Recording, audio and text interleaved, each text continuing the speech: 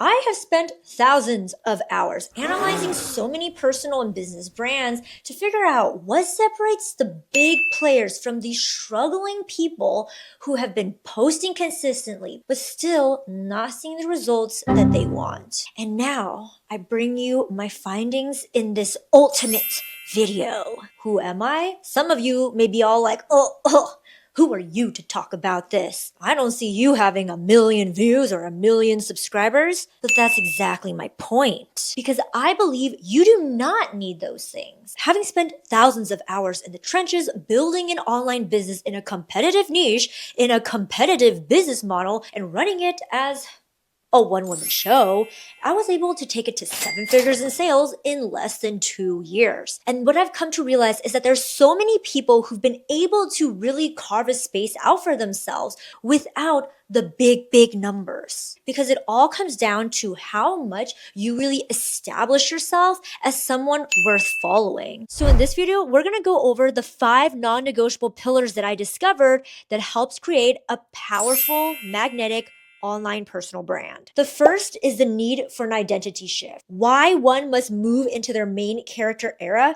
Because in today's noisy online landscape, playing it safe is the most dangerous thing you can do. The second is the need for a secret sauce. This is for anyone who feels too average or that they're lost or that they have nothing unique to offer. In this video, I'm going to reveal the exact exercises you need to do to find that secret sauce. The third is the need for a reality check. Why is it that so many talented and knowledgeable people are still getting ignored? This is where we're going to troubleshoot exactly why your content might not be resonating yet. Pillar 4 is the need for your content universe. We're going to get tactical on how to stop just posting and actually start creating a bingeable Netflix style viewing experience that fast tracks the know, like, and trust. The 5th pillar is closing the execution gap.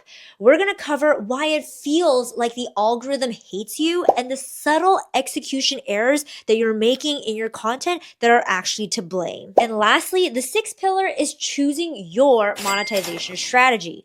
Because depending on the niche that you're operating in, the stage that you are in, or even the type of content that you are planning to post, this can drastically determine what monetization strategy works best for you. This is a hefty video, so timestamps down below. Before we can even tackle pillars 2 through 6, what I have come to realize that it doesn't matter if you know what to do if you physically and mentally cannot do it. Like, really, the people who are going to be able to play this game, have a shot at even winning their game, are the people who can just get things done. Now, the big thing that I've noticed with people who really struggle with, for example, starting or being consistent, not having these boom and bust cycles where they're having inspired aggressive action 1 week and then the next 3 weeks, they're in this like depression, low motivation phase. If I can boil this down to what I think is the source of all of these problems is that most people are just struggling with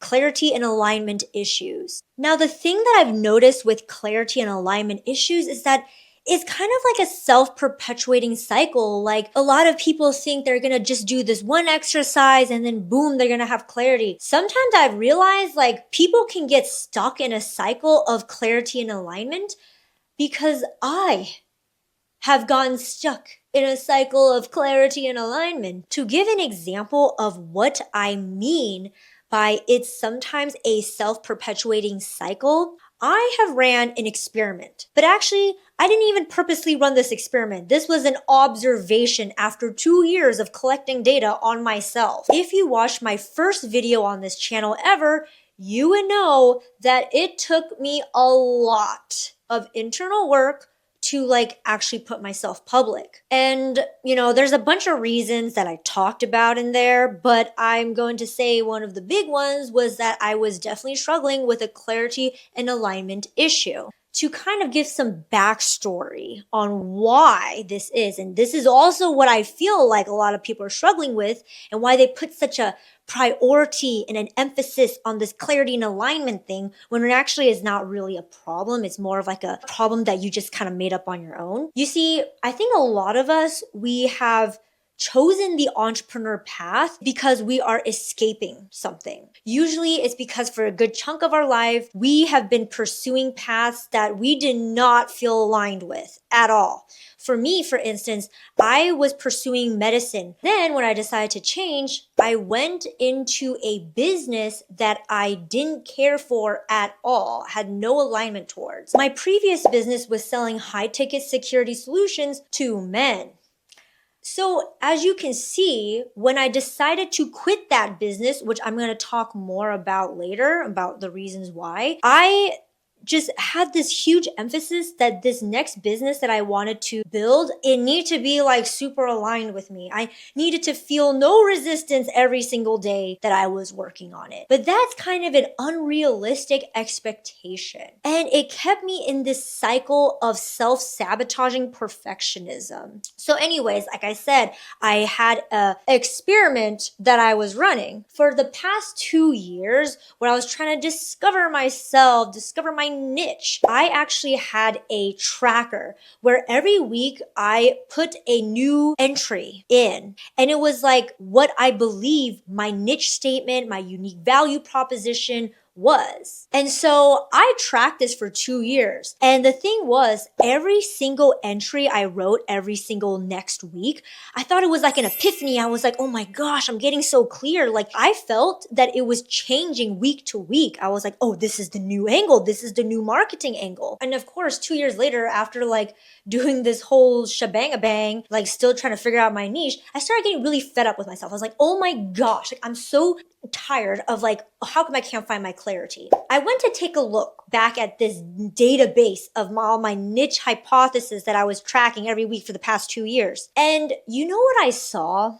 I saw that sure, in the moment when I was putting each entry, I thought it was a new angle. I was like, oh my gosh, I'm getting clear.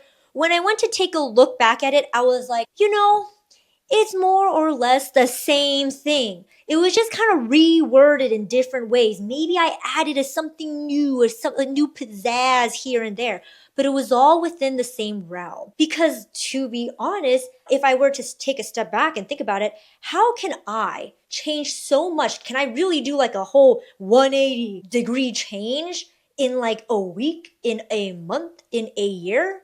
Not really, right? So more or less, it was kind of the same thing, but I had this like obsession to again feel alignment, but also again to like feel this like absolute clarity, like I need to have it cinched in 1 or 2 sentences. The reality is that you cannot encapsulate your full unique value proposition, all of your thought leadership, everything that makes you different in 1 to 2 sentences.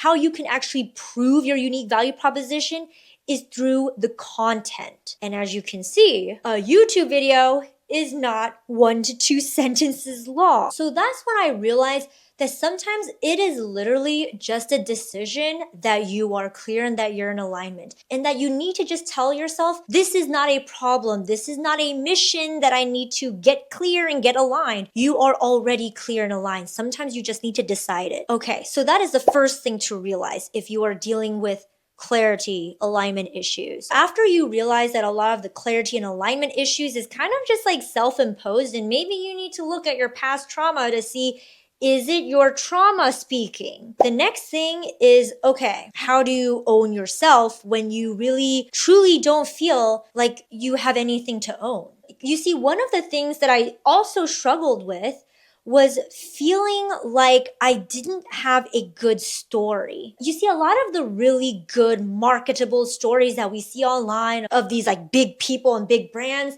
sometimes I think we all see that they have a viral story format. They follow a certain trajectory that we all know of. For instance, there's the typical rags to riches story format. It was like I was born in the slums of China.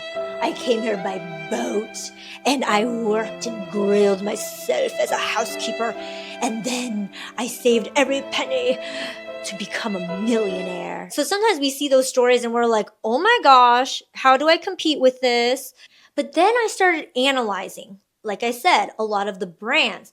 And then I started to think, why did they become viral story formats? Well, they became viral story formats because the original person who decided to use that story format, they decided to just own that story format to the point it became a thing and other people are copying them. See, the thing is that we all have shticks. We all have stories. There actually is no perfect story arc or perfect story template. To give an example of a personal brand who doesn't have the typical rags to riches story format, let's take the opposite. Paris Hilton. You can't say she came rags to riches, but does that mean that she doesn't have a compelling story? She's really captured my attention these past few years, especially after the release of her recent memoir. And it really just showed me just how much she has truly owned herself. And weirdly, it is like a choice, but it's something you need to push yourself on each and every day, not letting the negative self-sabotaging thoughts get to you. Like, one of the pet peeves that I have is a little side tangent is like, I've actually always kind of respected Paris Hilton in a certain way. Like, I've always respected her as an entrepreneur and a businesswoman. Even in her younger days where she was that dumb, blonde, rich girl. And everyone thought that the only reason why she had what she has, this socialite life, is because she is the Hilton. But that's doing her a massive disservice for how much she has had to take on to actually build that brand. And I bet you that if we were to take any average Joe, put them in her same situation, would they be able to pull off the game that she has played for the past decades? Would they have been able to achieve her level of success? I don't think so. There's a level of pressure that she has had to endure. There's a lot of misunderstanding that she has had to own. And it's not easy to do that. It's not easy to be able to keep showing up. I mean, so many people have issues just showing up and no one's even watching them yet. Just imagine you have to keep showing up for a world that doesn't even believe in you. So if anything that we can learn from her is that it is a choice to own yourself, your story. Because again, she doesn't have the typical viral story format, but she created her own story format. She created her own brand with what she already had. Whether it be playing the dumb blonde, whether it be finally coming out clean and sharing her story of what she has to endure, of all the trauma she has experienced, with all of the drama that she's had in the past, with people leaking very private clips of her and taking advantage of her. That is her story. And by her just owning that story, despite it not fitting the typical viral story format, that is actually what makes it a viral story format. Now, the next thing I want to talk about to kind of finish off and just put the nail on the coffin on this clarity, alignment issue so we can, get to the good, get to the strategy portion. To share a consequence of what happens when you decide to not own your story is that you could be missing out on what gives you your secret sauce, your special it factor. We're going to talk more about, finding that more in detail, in depth when we get to pillar 2. But when you do not own your story, you're not confident in what you've been through, your mind actually cannot make the connections because you have kind of disregarded a whole section of your life. To give an example, this was actually my previous business, the one that I walked away from. Believe it or not, right? It took me a long time to own that story, to own that business, because I was actually filled with a lot of shame around it, and I just didn't feel confident to own that business. Again, I was selling high-ticket solutions for men who were trying to store gear, like hunting gear or tools, safes, vehicle security solutions. I had no passion for it, but I saw a market gap. I didn't really want to share with people because I started thinking what would it say about me? I was like, does it make me look like some sort of opportunist? Does it make me look like some sort of cash grabber, money hungry person? And because of all of that, I actually never really talked much about it. And it took me a long time to decide to actually use it to build some sort of credibility for myself, because for the longest time I was like, when I start my new business, I think I'm just like not going to talk about it. But the truth is that because I did not own that part of my story, I did not feel like I had much to offer, that I wasn't really confident in myself, because since I didn't talk about it to people, a lot of people didn't even know what I actually had to go through to build that business, how much I've had to push myself, how much I've had to learn, how much I actually know about marketing, business strategy, how much I can actually handle because I was running it as a one-woman show. So, I had this like major mismatch of like people seeing me one way, like tiny Asian woman, but it's like, actually, no, I'm far more than that. But because I never marketed it, I never proudly talked about it, I allow other people's opinions of me to shape my own perception of me. I didn't really even acknowledge that I actually did accomplish something quite amazing. I never really felt proud of it.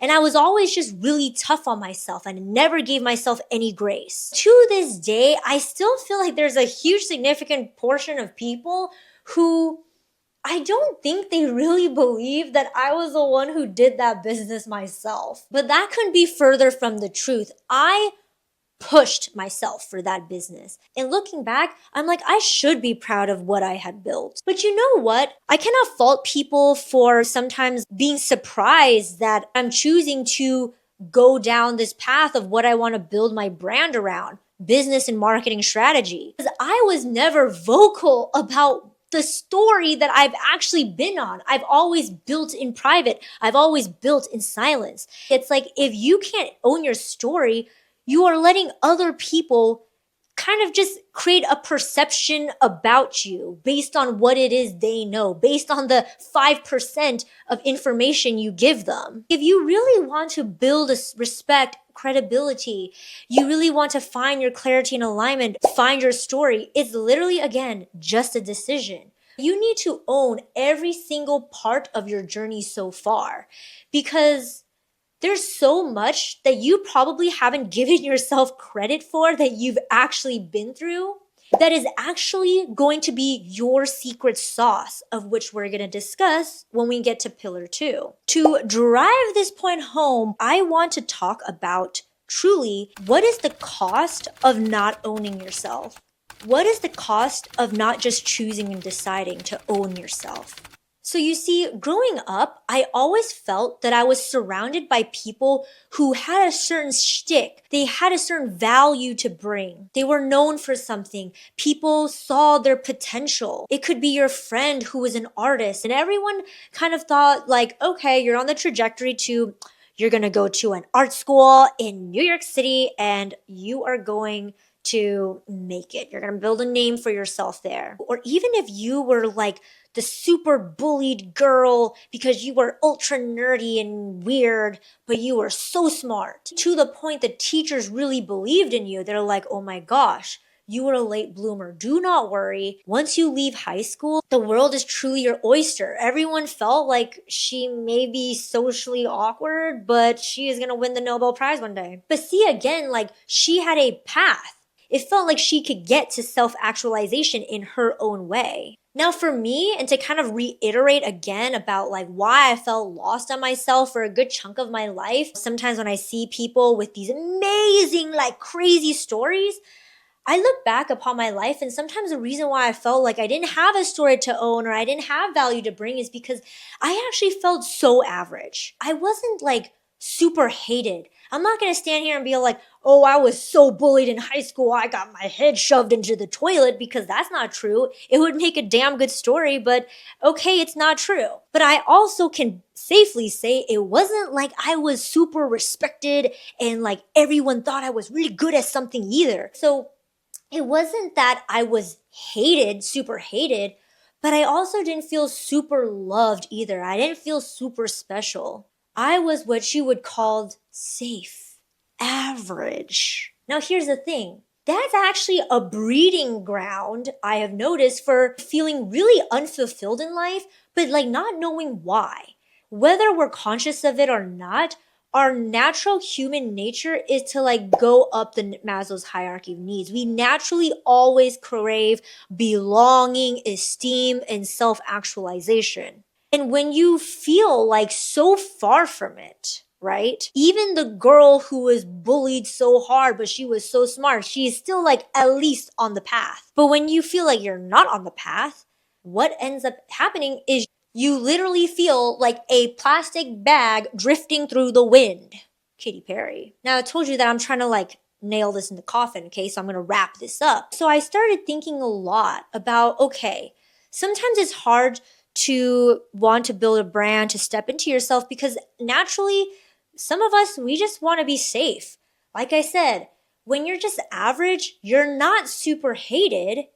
You're still participating. You still get to be somewhat included, right? So you just tolerate the averageness. But let me just like paint what being too safe, being too average leads to. What it really makes you that no one really talks about is that you are very disposable. You are very replaceable because you're not super loved, super respected, super remembered. People don't really care whether you're there or not there. So to kind of illustrate how this really like slapped me in the face, it was just like many moments of people of the world reminding me of just like how I'm just there, how it doesn't really matter if I'm there or not there. Like I remember there was one time, like, kids, they like to, classify people, and everyone in the group kind of has a archetype, if you will. And everyone was kind of, going, what's your Harry Potter house? Like what Hogwarts house you're in. Now, if you're unfamiliar with the Hogwarts house, don't worry, I'm going to give you a rundown. But one time, right, there was a guy just kind of going around the group guessing which Hogwarts house each person belonged to. And for example, Gryffindor is someone who's kind of perceived as the leader of the group. They're very brave, they're very courageous, and they're always willing to do what's right. They have high morality, right? The Slytherins, they're really ambitious, they're resourceful, they're able to get things done. The Hufflepuffs, in his world, they were the goofballs, the class clowns, the dumb blondes, which I don't think this is what Hufflepuffs stand for, but okay, that's what he thought it was. It's important in this story, okay?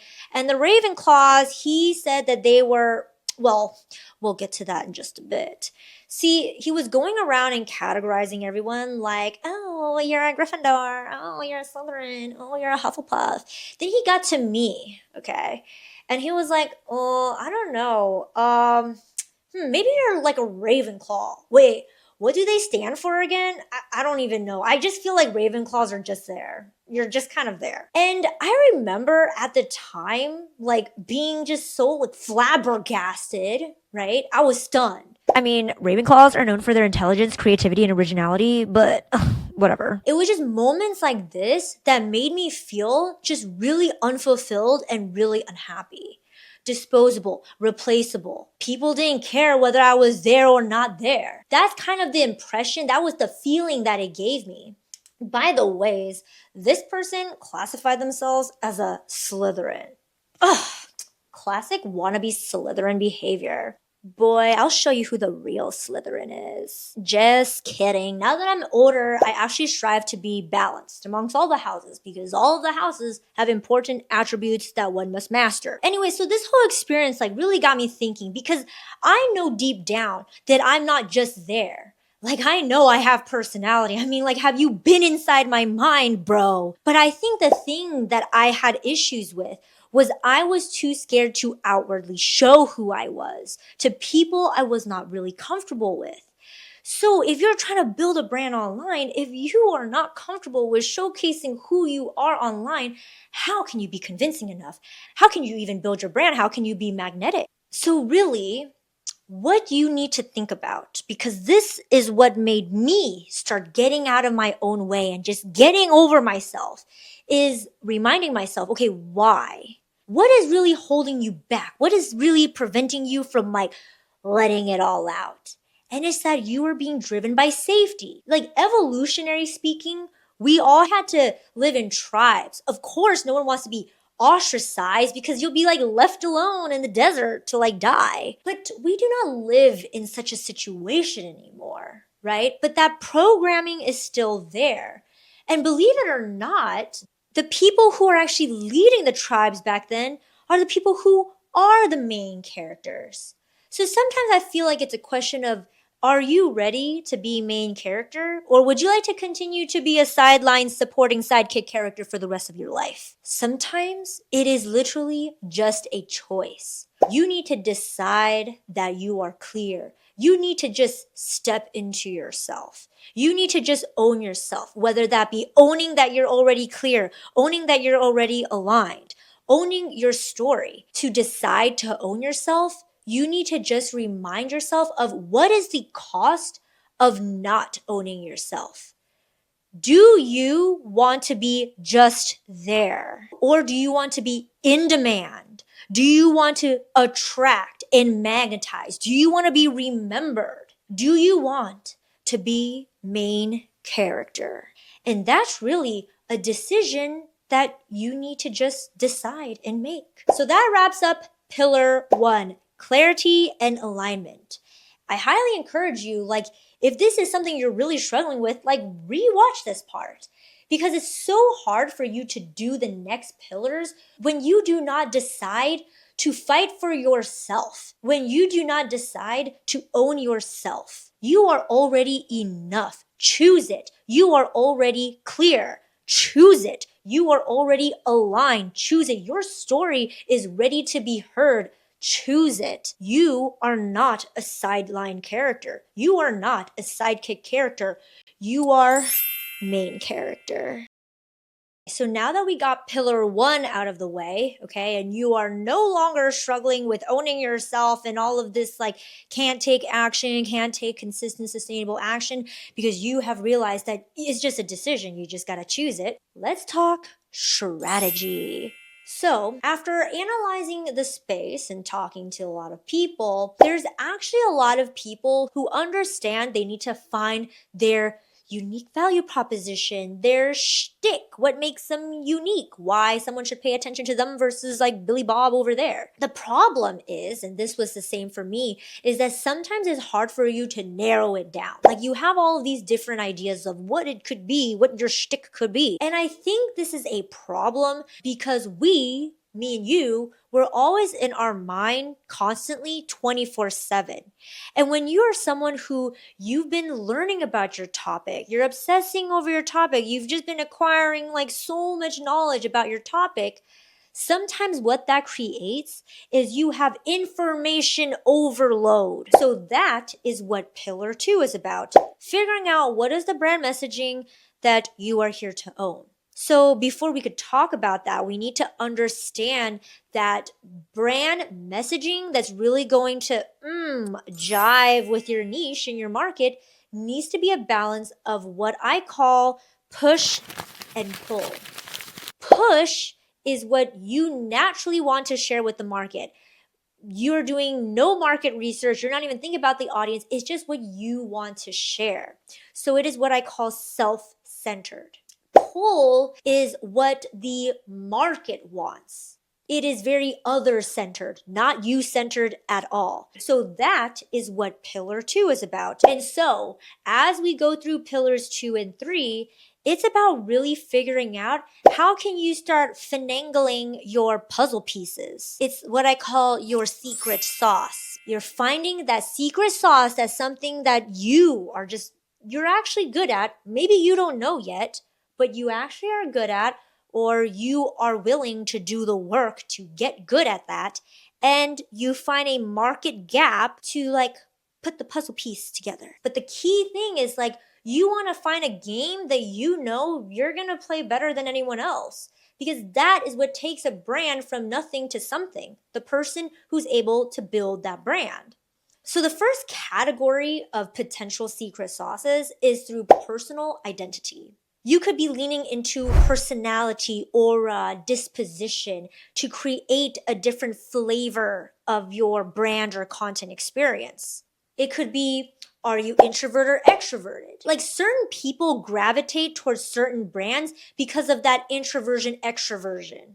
Are you more tough love or empathetic? Are you sarcastic or just like straight to the point? Right? Like all of these things creates a certain personality, a certain aura. To give an example, let's take Ali Abdal, who operates in the productivity entrepreneur space. This is a very competitive space, but he's still able to grab my attention because within his content experience, he has this calm, grounded, introspective nature about him, how he presents himself on camera. And even his message is about feel good productivity. The secret to productivity is joy. It's very wholesome, very grounding. But some days, I want someone to help me lock in. Therefore, I'm going to tune into someone like Gary Vaynerchuk, also in the productivity entrepreneur space. When I tune into him, I'm being exposed to someone who can showcase he has a high energy, intensive brand persona. No one is better. They're just different and they attract different people.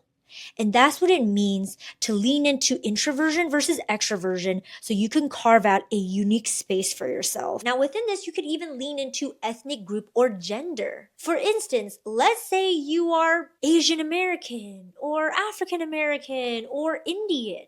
There's certain things that you could kind of bring into your content experience that could fill a gap in the market, but it's only something that you can do. It's like, I don't think a white person can out Asian me because I'm Asian, like I'm actually Asian. So it's like leaning into those things because that's really a game that you can play. To showcase how powerful leaning into ethnicity is, a lot of comedians actually do this so they can stand out in a very competitive space.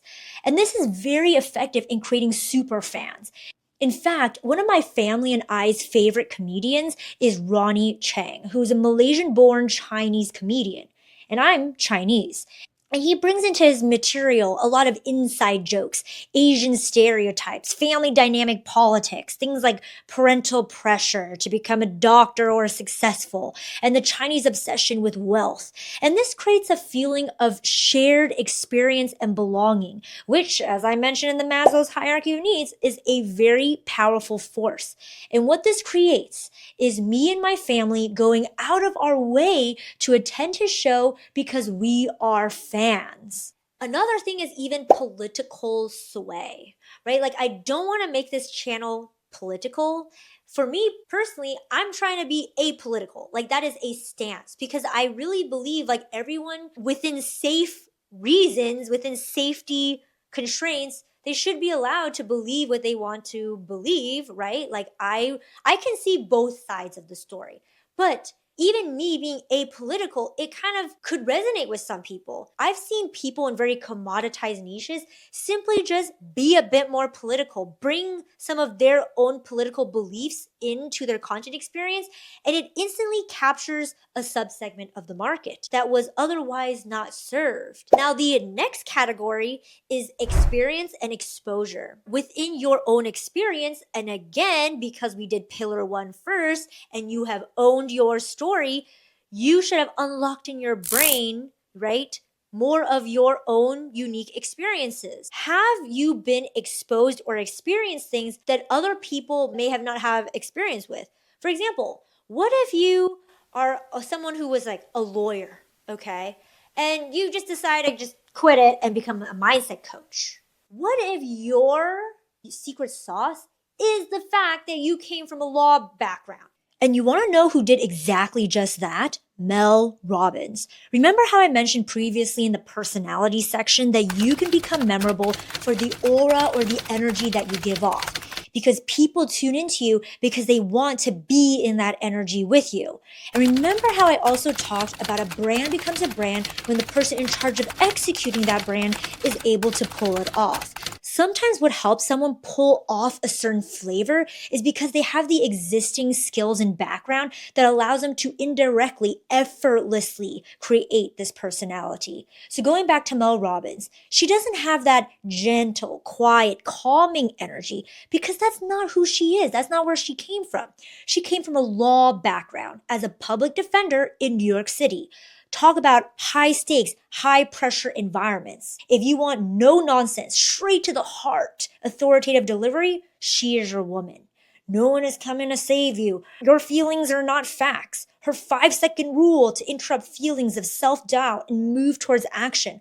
All of this came from her having to be able to deliver in a courtroom no matter if she's tired, nervous, or scared. So unique exposure can provide you with background skills that can help you indirectly pull off a certain personality or delivery.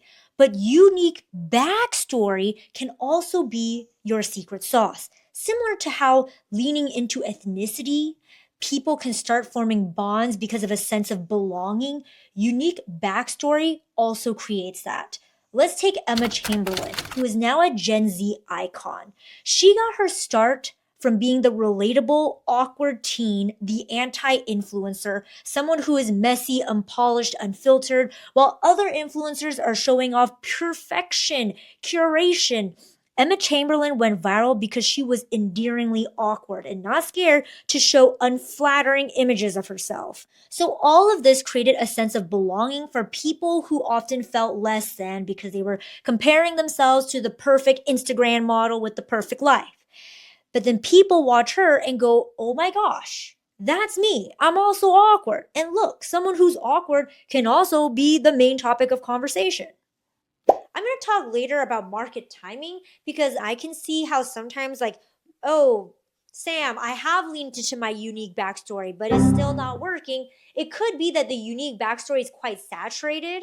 But that's why I said you need to find a few more other puzzle pieces, things that you want to combine to make your secret sauce. Because a sauce is not just made with one ingredient. So in the case of Emma Chamberlain, one could say, oh, being just like unfiltered and super relatable, well, that's been done a lot. How come it's not working? I talked in my last video how to brand yourself when you're still figuring it out. I talked about how Emma Chamberlain, yes, she was the anti-influencer, the relatable girl next door, but she also brought in her unique editing style.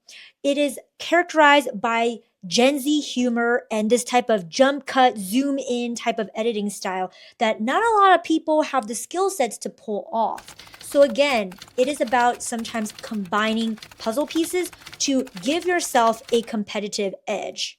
The next is through your unique stories. Again, own your story, but also are you someone who's willing to keep putting yourself out there so that you can continue to acquire more new interesting stories?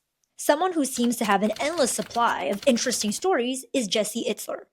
And if you didn't know, he is married to Sarah Blakely, founder of Spanx. And I love that woman and I love their relationship. They are just so cute. But anyways, back to Jesse.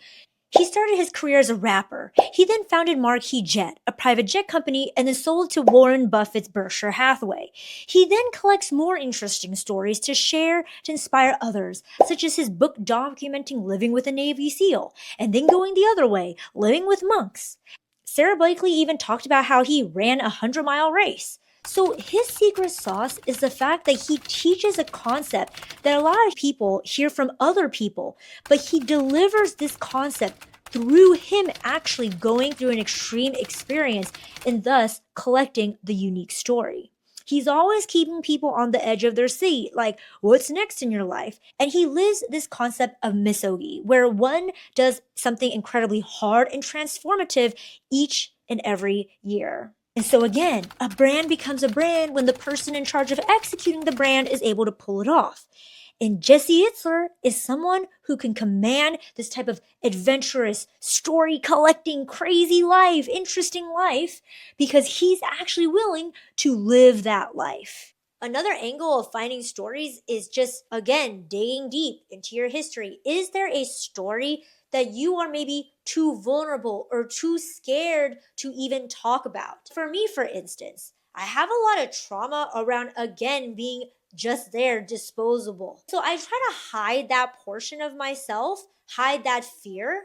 So it actually it feels strange. It took me a lot to be okay with wanting to share that because it's something that's so personal and so triggering to me that it feels a bit much to be sharing it to a lot of people, some of which may be people I know. But sometimes it is that story that is just so activating to you because that is truly your story. That is something that's actually the most realist to you, maybe that's the story that you should be sharing. Now, the next category is skills and knowledge. Again, sometimes even with you owning your story, you still don't know what makes you unique. Sometimes you just gotta straight up ask people that's around your life. Like ask them, hey, what am I good at? And just like let them go off. And even if it's not really in the niche that you want to go after, let's say, sometimes what they tell you could be used as a secret sauce, as a unique flavor to help provide you a competitive edge. Like, let's say someone says you're very empathetic, but you're trying to go into like a hard technical niche like computer programming. What if your empathetic nature, if you lean more into it, it provides you an extra edge over your competition because of how you empathize in your content. While other competitors are just like very like, here's your stuff, here's the steps, you provide a different flavor because you really know how to like step into people's shoes. Now, another is through unique credentials. Sometimes by leading through a unique credential, it provides that marketing hook that makes you different from all the other experts. An example is Emily Oster, who's in the parenting advice space. See, it is really dominated by one of two people. You could be the medical expert or the emotional expert, like the mommy blogger who are sharing their journey while they're one step ahead. But Emily Oster decided to carve out a new space for herself, the data-driven parent, by using her unique credential as an economist. As you can see, the book is a data-driven guide to better, more relaxed parenting. So this is a case where she could use her unique credential as an interesting marketing angle to hook your attention, in this case, the award-winning economist, but it also could provide her the unique exposure of which we talked about before, provides you with unique skill sets that can allow you to present your thought leadership, your message in a different way. She's really good at gathering data, presenting the data, and then weighing the risks and benefits. And this gives someone a logical framework to make decisions as a new parent, to become the data-driven parent. Now, the next category is obsessions, interpretations, and inquiries.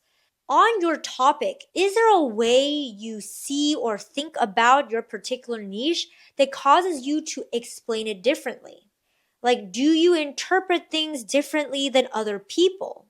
Has your curiosities lead you down to becoming more obsessed with certain parts of this more than others?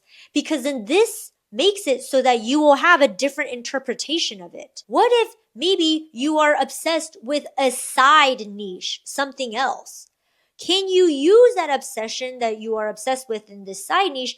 Can it provide a different flavor to your current content experience? To give an example, that is exactly what Lisa Eldridge did. She is in the very competitive makeup space. See, most people come into the space and look like mini clones of each other. Has that Instagram, TikTok-y influencer vibe, all teaching you the same smoky eye concept, the same red lip. But Lisa Eldridge, whether she knew it or not, stood out. But not just stood out, she became one of the most sought after makeup experts, being able to work with celebrities for red carpet looks. And her expertise has been sought out from brands like Chanel, Shiseido, Lancome for her creative direction. And thus, she's really established herself as a recognized and trusted voice in beauty.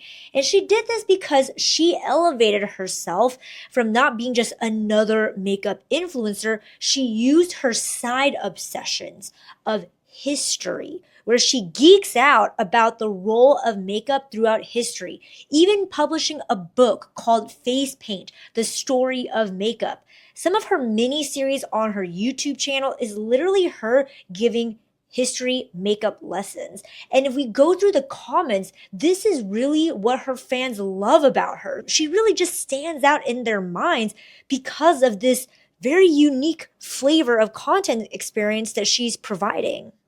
Now, the next category is called execution and style. Sometimes people differentiate based on naturally how they execute something. So if you watched my previous video where I talked about the 12 brand archetypes, I mentioned that Each of these brand archetypes has a certain execution skill set associated with it.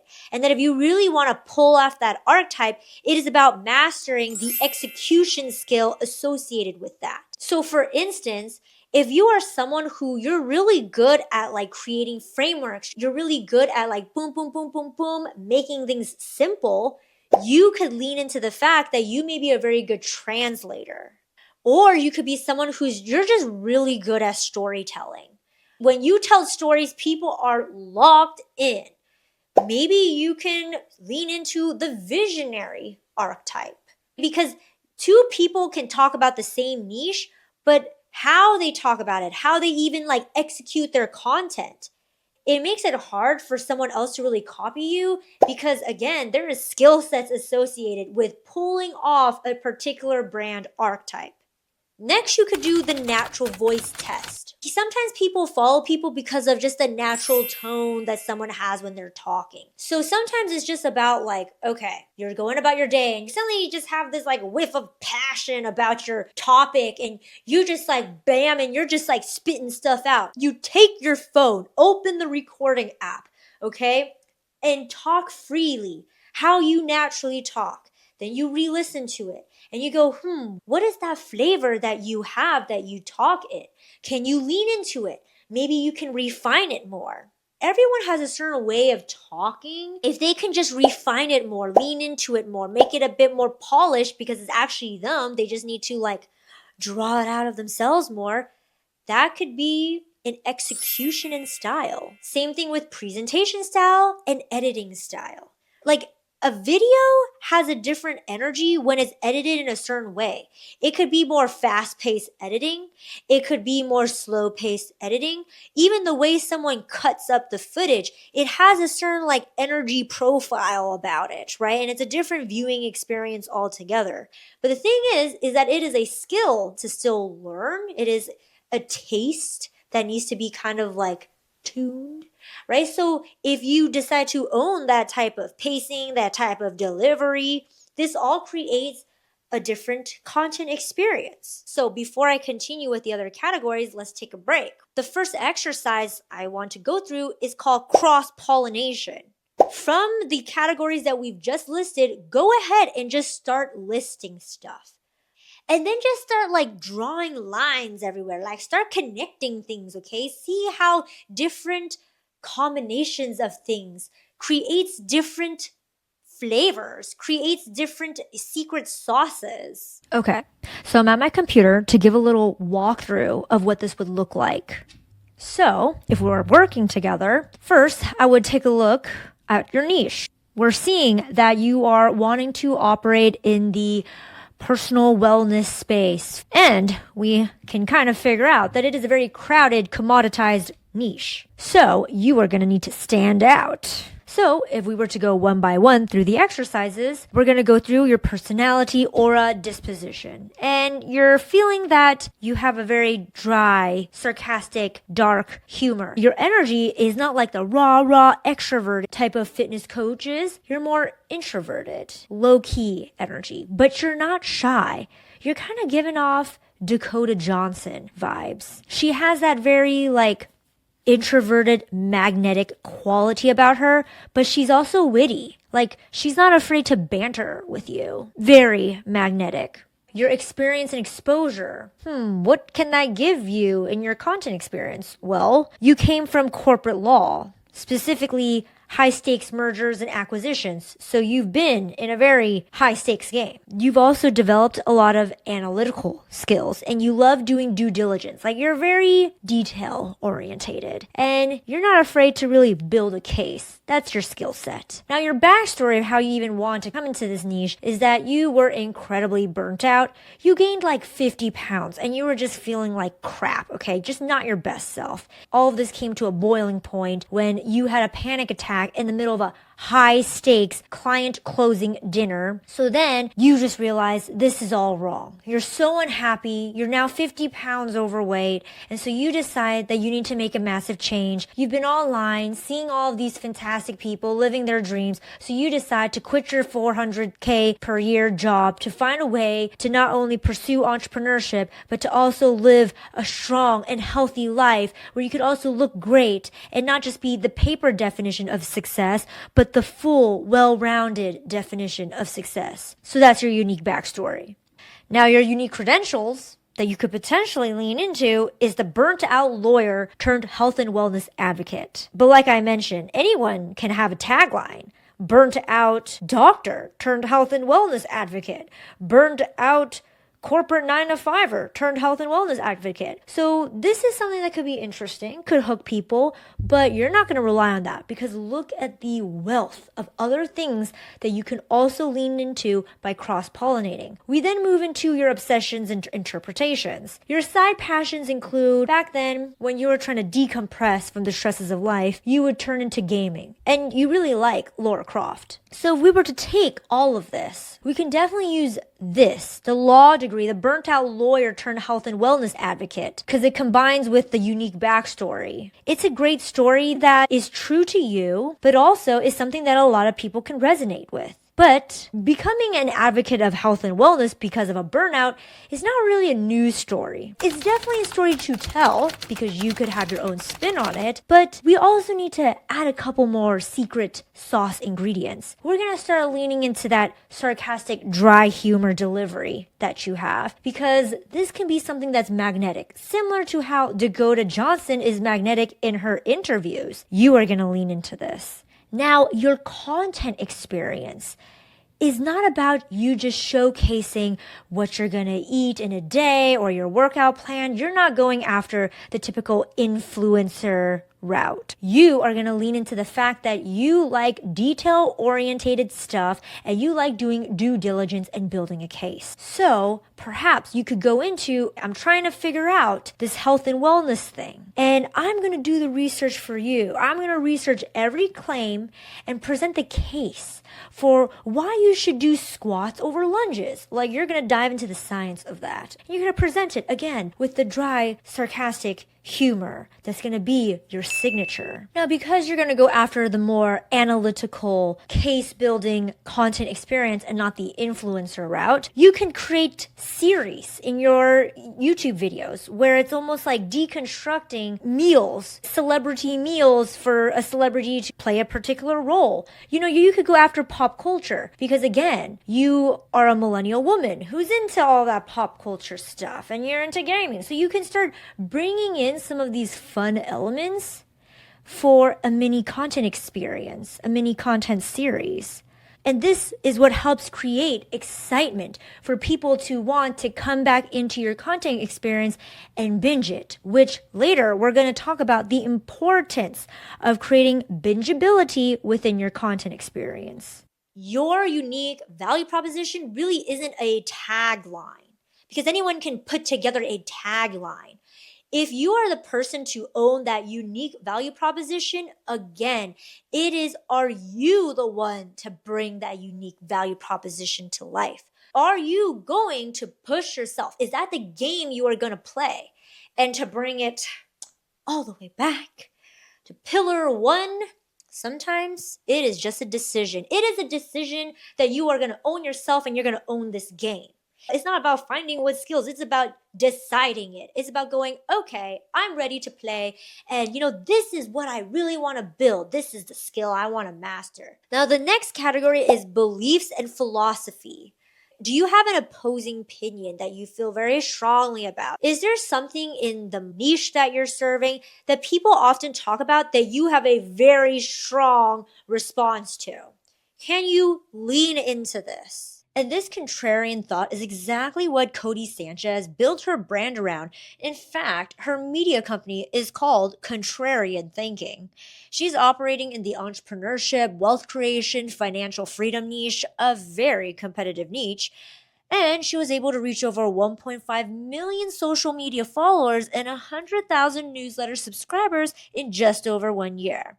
Now, I am aware that she probably came into the online content game with a team, but there's so many other people who have tried to break into their online industry with resources, but their content, their message, it just doesn't hit. But with Cody Sanchez, that was different because she leaned into saying something opposite of what others were saying, therefore attracting the silent, underserved audiences that did not believe with the current mainstream advice. While everyone else was saying things like, if you want to get rich, you need to create a crazy AI tech startup, be a unicorn, get venture capital backing, and sell it for billions. She was saying instead, no, that is wrong. That is not the path for wealth for most people because it's unnecessarily risky. The real way to reliable wealth is what she calls through boring businesses, laundromats, window washing companies, and her YouTube channel is all about breaking those types of businesses down. So that is the power of leaning into a contrarian thought because it could just so happen to be that that contrarian thought is exactly what an underserved minority is also feeling. The second is value. Maybe your thought leadership, your content experience could lean into value.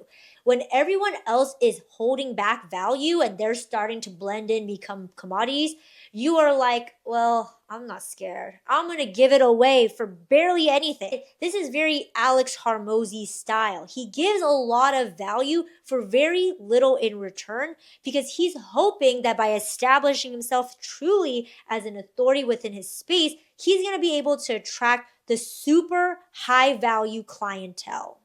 The next is unique mechanism. Within the niche or the problem that you're talking about or solving, is there a different way you typically tend to do things? Of how you solve people's problems? Is it better, faster, easier, or any other forms of leverage? Right? Figure that out. Can you lean into it? So maybe you can start mapping out like what is the process that you would take someone to solve their problem? And as you map this out, maybe you can map out like 10 different versions of this. And maybe within those different versions, you're going to start to see, what is something that I can really lean into that can really be my secret sauce? Now, the last category of which we're actually going to talk extensively in the poll, but I want to give a little bit of a teaser, is market gaps. One example of a market gap is a gap in knowledge. Sometimes in a particular niche, in a particular moment in time, there is a lot of surface level, basic beginner content. And then eventually people want more because they realize that the existing surface level content is just not cutting it. So therefore, if you're someone with a bit more advanced knowledge, more nuanced knowledge on something, you actually start to stand out. Another way this can work is going the other way too. Sometimes in a particular niche, in a particular moment in time, there's a lot of advanced, jargon filled content that is not beginner friendly. It feels like it's just made for people who are already well educated in that industry. So you could be the one who bridges the gap and brings this topic into the mainstream general audience by being a really good translator. And if you want to learn more about what a translator is, I suggest watching my previous video where I talked about the 12 creator archetypes and their associated skill stacks that they need to develop if they really want to own that archetype. Sometimes you can even change the targeting of a niche. Like you could see, who are most people serving? Like what is the avatar that most competitors are serving? And you going, maybe I'll serve a different avatar with that information. For me, I personally like to help online business owners who are in the expert passion creator economy find their secret sauce that's perfectly timed with the market gap. But what if you want to bring this to corporate professionals, people who are in the workforce? This is a switch in target demographic because maybe you are someone who's working in that field. So that is your backstory. You would be able to serve that market better. So at this point, we exhausted quite a bit of ways you can find your unique advantage. Now, what happens if you feel like you've owned yourself, that you're figuring out what your secret sauces could be, and you're actually doing it, you're putting yourself out there, but it's still not working? The next issue would probably be that you are experiencing a pull issue, meaning whatever you're pushing out to your niche, your audience, your market, no one is pulling that, aka the market, the audience does not care for it. Now, just like the push section, I'm going to go through all possible categories that could be going wrong.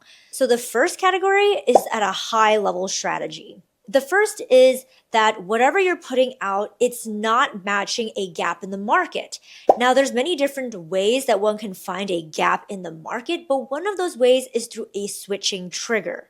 Meaning that for a specific niche or subsegment of the market, there's something making them feel like they need something. Now, there's 3 reasons why someone would feel this way. It could be a change in their circumstance. For example, let's say you are targeting millennial women and now they have a baby and they're learning about breastfeeding.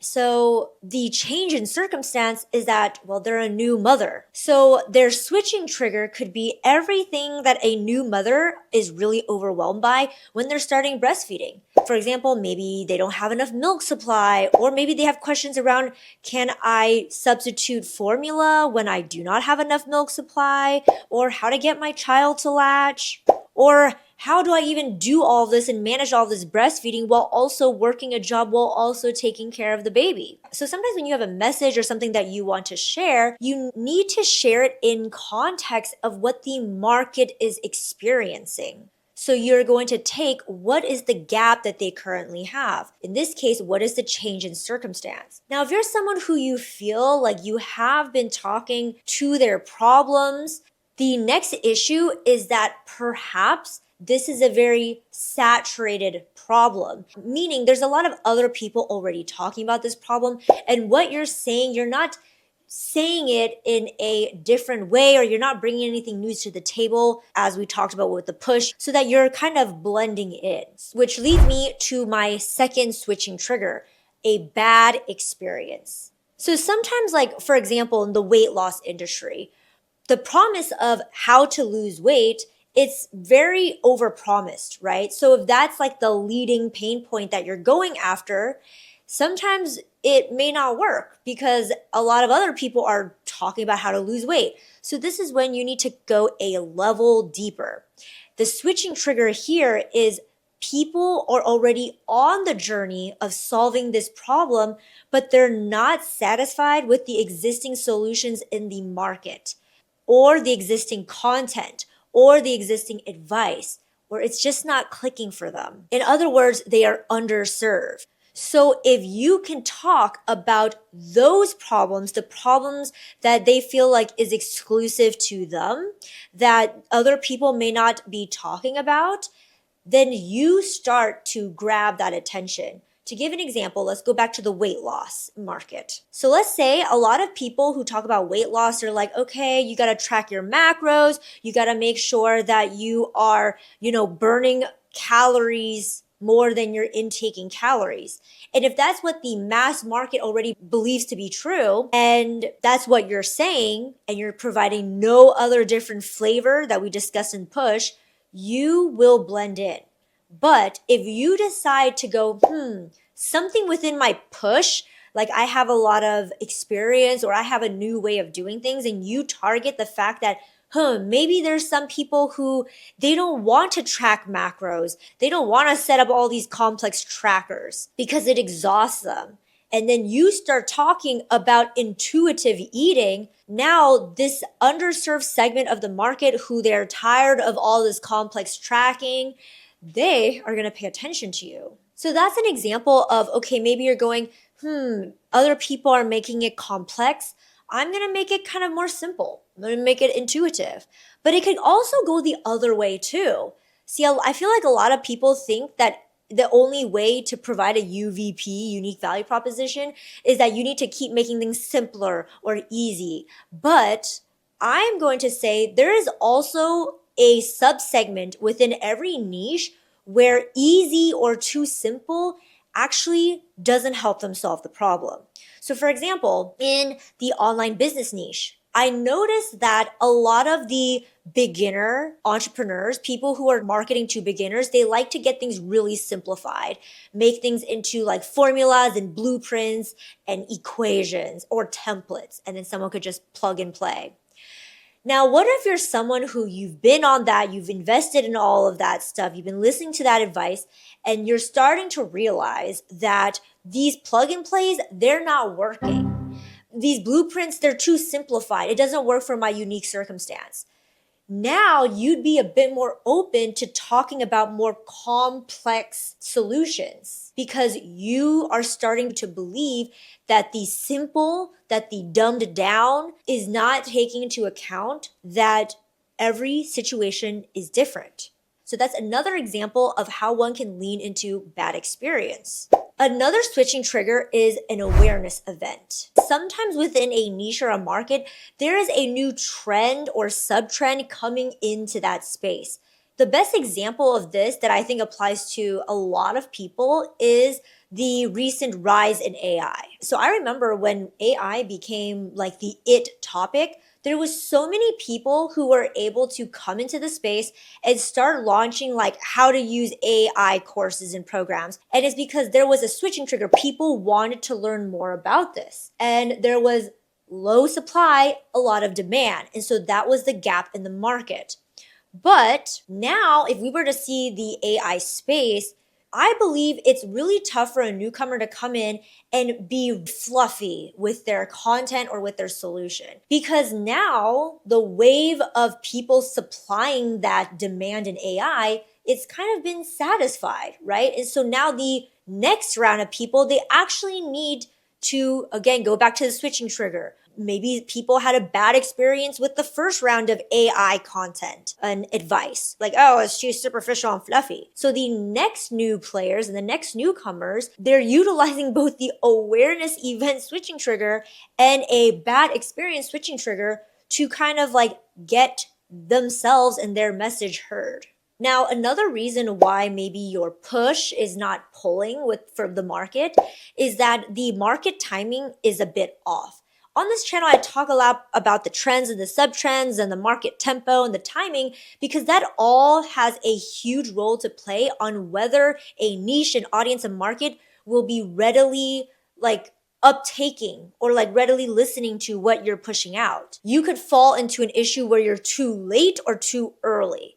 Too late is what I mentioned previously about the weight loss example. It is, hey, I'll help you lose weight. Back then, that angle alone would have been enough because again, the supply and the demand wasn't there.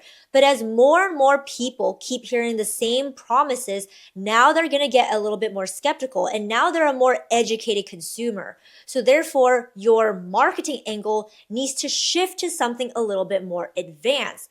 And again, going back, it needs to go after perhaps a switching trigger, going after one of their bad experience switching triggers. The next issue, it could be that you are just too early. This is the innovator's dilemma, where the market isn't actually aware of the problem that you're solving or what you're trying to talk about. Like they don't have enough demand or awareness about it just yet.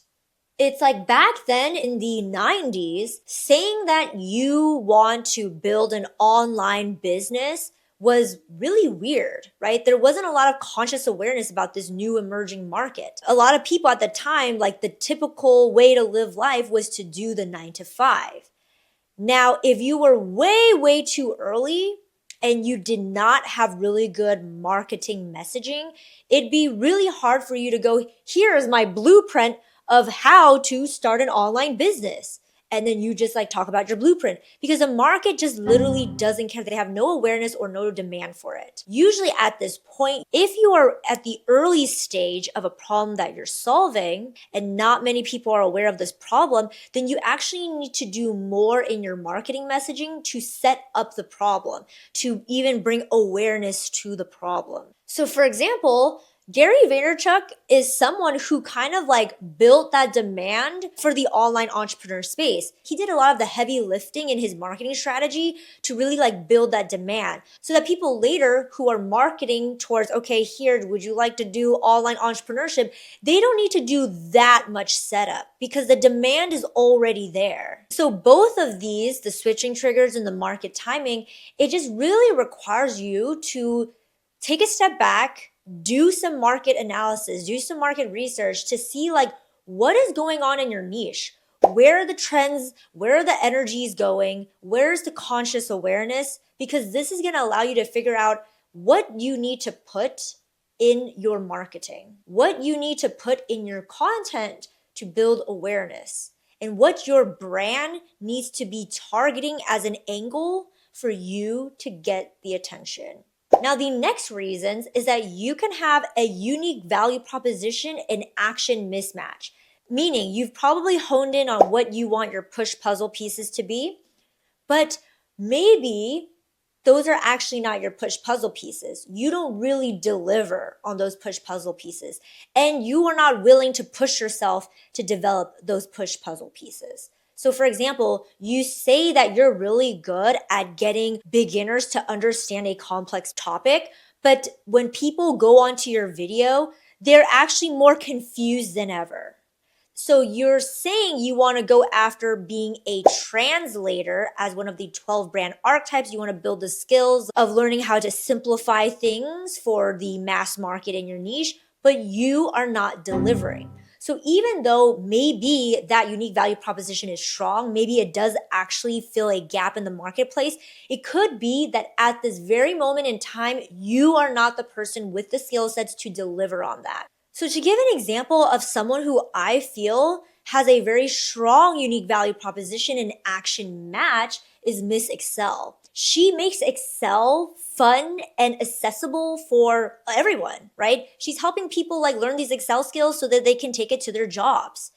Now, her action, how she shows up, there is a match to this unique value proposition. Number one, her content is fun and upbeat, and it really just like makes you feel that things are possible, makes you feel like things are simple. She's literally showing you how to do it. So therefore, you trust that Miss Excel, if you were to ever want to learn Excel and you want to learn it in a fun and accessible way, well, you would trust Miss Excel instead of some other Billy Bob Joe who they say that's their unique value proposition, but their content is boring and dull and they're actually just making it more confusing. Another way that your unique value proposition and your action could be a mismatch is, let's say you say that you want to target more advanced people in your niche, more serious people in your niche. So this is kind of going the other way, right? But your content is way too basic. So in advanced markets, someone who's very serious about this topic, they also would not trust you. To give an example, let's say you help high performers get over mindset blocks. Your content is all about mindfulness, okay? And how you present your content is like, mindfulness is really important because mindfulness helps you watch your thoughts, and step one, mindfulness, do breathing exercises. Like a more advanced person who's been on this journey of personal development, most likely they've been exposed to a lot already. So by you giving this very like superficial, fluffy type of content, even though you say you're niche down to this person, they still won't pay attention to you because you are not backing up what you say you are delivering. So there's a mismatch. Now, I feel that sometimes the reason why this is the case of why someone is posting fluffy content is because it's probably stemming from this pressure that we all have to just create content to hit a quantity metric. So you're operating under the assumption that if you just have on your banner that you're targeting this advanced, super serious people and you are consistent, that that's all you really need to do. But you're not really taking a step back and stepping into your market's shoes and going, does what I'm putting out, does the person I want to attract, is this in line with where they are at? Someone who's more advanced, more serious about their topic, they want to feel that you understood what they've been through and that you are going to talk more deeply about the nuance. Okay. That's how you make them feel understood. And that's how you make them feel, oh, okay, this person could be an actual real deal. That's what, to bring it back, like I said, it's not always about the tagline. It's not about what you put on your profile. Sometimes it's about what are you actually putting out to back it up.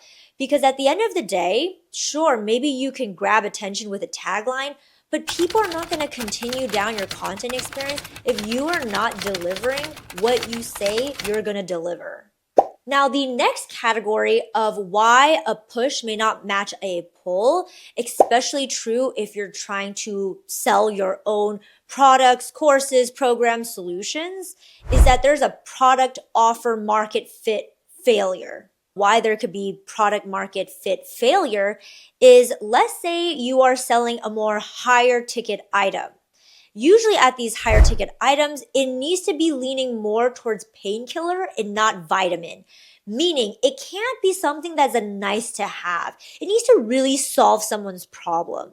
So for example, if you're trying to sell like a high ticket program on how to have a happy love life, that's too like intangible. It's like a vitamin. People don't really know what it solves exactly. But let's say you go after painkiller and you're like, okay, how to get over generational trauma that is causing havoc in your relationship. You're always having these like random sporadic outbursts at your spouse, and it's because of all this trauma you've had growing up. So now this program is going to help you figure out how to get rid of this generational trauma so that your relationship can stop being on edge and get back to thriving. Now, I want to talk about how sometimes when people hear about, okay, you need to go after this like very specific tangible problem, I understand that sometimes it is scary to do so because you want this to be a sustainable thing for you. And you have a lot more to share than just maybe generational trauma. Like there's maybe a reason why you want to go after how to have a happy love life, because there's so many other things that you want to talk about within this realm. There is a mindset switch one must go through in order to be able to push and pull. Meaning that, like I talked about with my niche hypothesis section of this video, it's impossible to encapsulate everything you are about in one niche statement. People get to know you through your content because you have so much more space to share what you're about.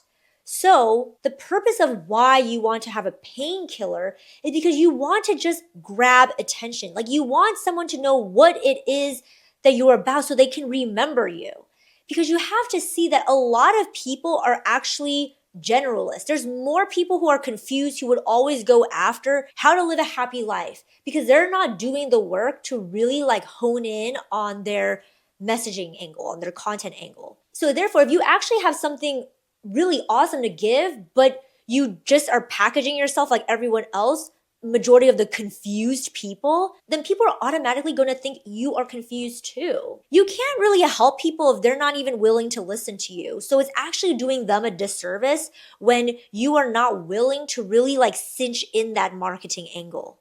You can talk about all the other things in context of that. Right? There's ways that you can bring in some of the other multi-passions that you want to bring in and talk about all of these things, but you do it in a strategic way. You just need to realize that a marketing angle doesn't box you in.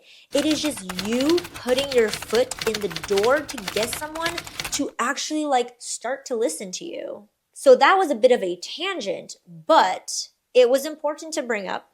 Now, to get back to another reason why you may have product offer market fit failure is that your offer is now too basic for the market. This ties back into you're not matching the market's tempo. Let's say, for example, that you are selling how to create a pivot table course. But the thing is, the online content landscape already has for free how to create Excel pivot tables. So therefore, If you're just selling how to create a pivot table and it's like an on-demand course, there's no human help. Now people are going to wonder, why would I need to buy this when there's free information online? How to overcome this is that sometimes if you put it into a bigger transformation, now it can be a product. Because yes, there's a lot of free information online, but there's also a lot of confusion. So if it's a bigger problem, not a tiny problem of like, okay, how to concatenate or how to create a pivot table, it's a bigger transformation of like, okay, how to be an Excel pro, how to create legendary graphs that are going to, take into account the complex data of your company. That is a bigger problem.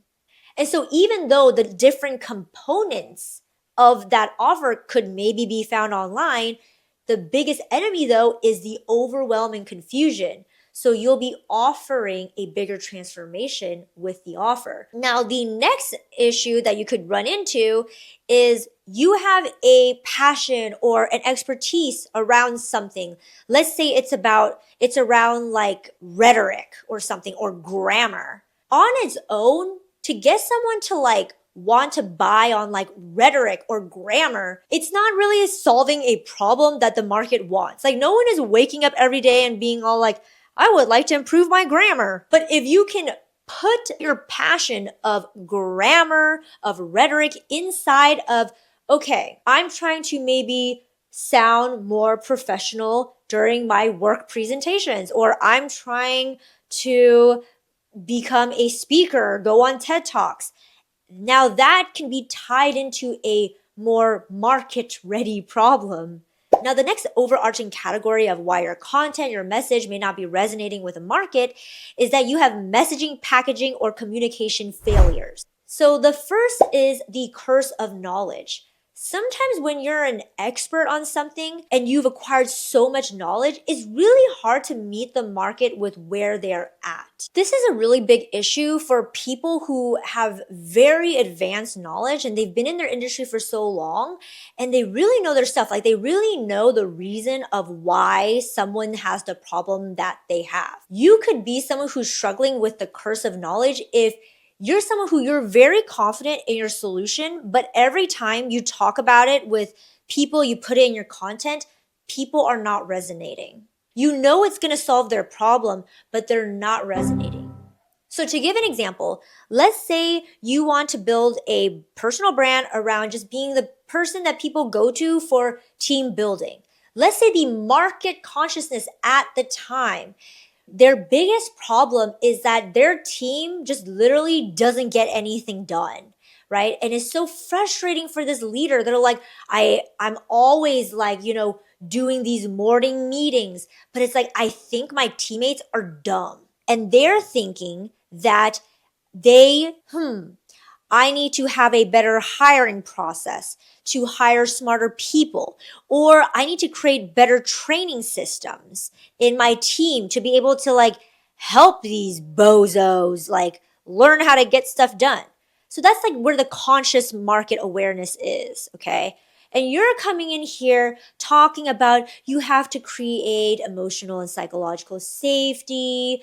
And your solution doing so is that you need to track your thoughts. Do you have negative or positive thoughts during the day? Okay. I don't know if that's a solution, but I'm just trying to showcase, like, let's say it's like such an absurd thing. It just sounds weird. Okay. But it works. Okay. If you have a content piece and your first tip is, okay, in order to get your teammates to start listening to you, you need to track if you're having positive or negative thoughts. Do you think that's going to be content that's like resonating with people, right? Like that's the curse of knowledge where, okay, maybe like that is truly how someone starts solving their problem, but the market is not there yet. The awareness is not there yet. So you need to create what I call marketing bridges, messaging bridges to start bringing awareness to your solution. If you want to know of like how this looks like in the real life, literally go pick up any personal development book, any of the top bestsellers. You would notice that the introduction and the beginning chapters is usually them setting up their solution. They're tying it into the market awareness. They're creating an argument, almost like a lawyer creating the case for their solution. Because this is going to help prime an audience who may not be readily wanting to accept your solution. It's going to help prime them to accept your solution. Now, the next issue could be the dead language problem. Again, this ties back into the market timing issue that we talked about previously, where sometimes there's certain words that people keep using over and over again that it starts to sound like jargon. It starts to sound sleazy. They are buzzwords. So for example, in my niche, I feel like a lot of people are always talking about like, you gotta be authentic. That's how you build your brand. But it's like, what does that mean exactly? Maybe in the beginning where everyone was super like tactical and like fake, where be authentic was a good messaging angle. But as more and more people start to use it, it's like, wait, what does that even mean? That is like a dead language. It now feels like a buzzword. If someone just tells you to be authentic and they don't back it up with, okay, what does that mean? It just loses its like credibility almost. Another way that the dead language problem can occur is through dead language through promises. I talked previously about if the market has already been exposed to like promises like how to lose weight or how to get rich, the niche is naturally going to start getting jaded, okay? They're going to start getting skeptical. And really, they're going to start to want to look for the signals and the noises, the real deals. And usually the real deals are the people who they're able to bring one of their push puzzle pieces, right? And talk about things in a deeper, more nuanced way. Because only someone who's a real deal, who's like an actual passionate expert person on this topic can even talk about it in a deep way. The next issue is the buried magic problem. This is where you actually have a really good unique value proposition, but you are not even conscious of it. It's all hidden in your messaging and your content. And instead, what you're pushing to the forefront of your messaging and content is this like generic stuff, right? Like, for example, in your video content, maybe you're leading with like the most generic basic tips. And so people are just dropping off because they're like, your video is like how to be healthy. And your first tip is like drink more water, eat your avocados, but you actually know more, but you saved it for like the last 5 minutes of your video. So this is like burying your magic, right? It's not allowing people to see that you actually are a real deal. By the way, this video is sponsored by me. I know we went through quite a bit with the push and the pull and the market fitting with the messaging, and that is exactly what I love to do. So if you're someone who you want to work personally together with me, you want someone to help you take a look at yourself, take a look at the niche and the market that you're operating in, and kind of figure out what this new messaging angle could be, what are messaging bridges that you can create, and how to start putting together your full content experience so that you can start magnetizing and attracting effortlessly the ideal audience that you want, then click the link down below. So we went through pillars 1 through 3. Pillar 1 was just like mindset to really just start playing this game. And pillars 2 and 3 were some of the more under the surface strategy that one really needs to do before they even start creating content. Because if you do not do pillars 2 and 3, that will definitely show in the content because the content itself won't stand out. But now that you're done with pillars 2 and 3, your next question is probably like, okay, what do I physically go and do right now? Like, what am I going to start putting out there? And that is where pillar 4 comes in. Building the machine to make you the magnetic brand. This is all about focusing in on output. What is the content that you really need to put out there that's really going to establish you as that brand? So the first question that I noticed that a lot of people wonder is, okay, which platform should I be on?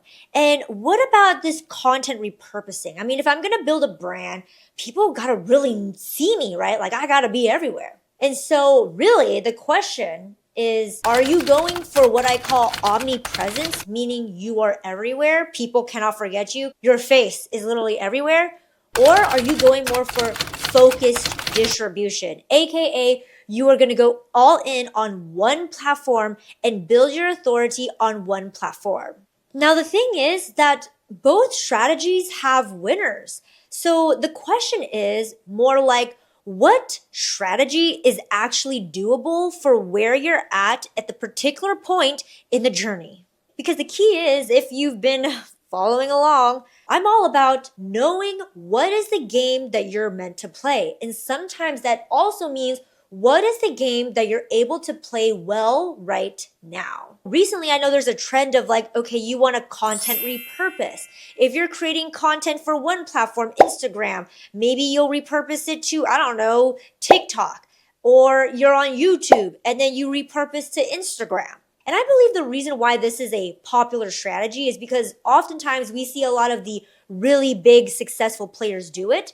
Like, for example, Alex Hormozy and Gary Vaynerchuk. We see that they have a very omnipresent content strategy.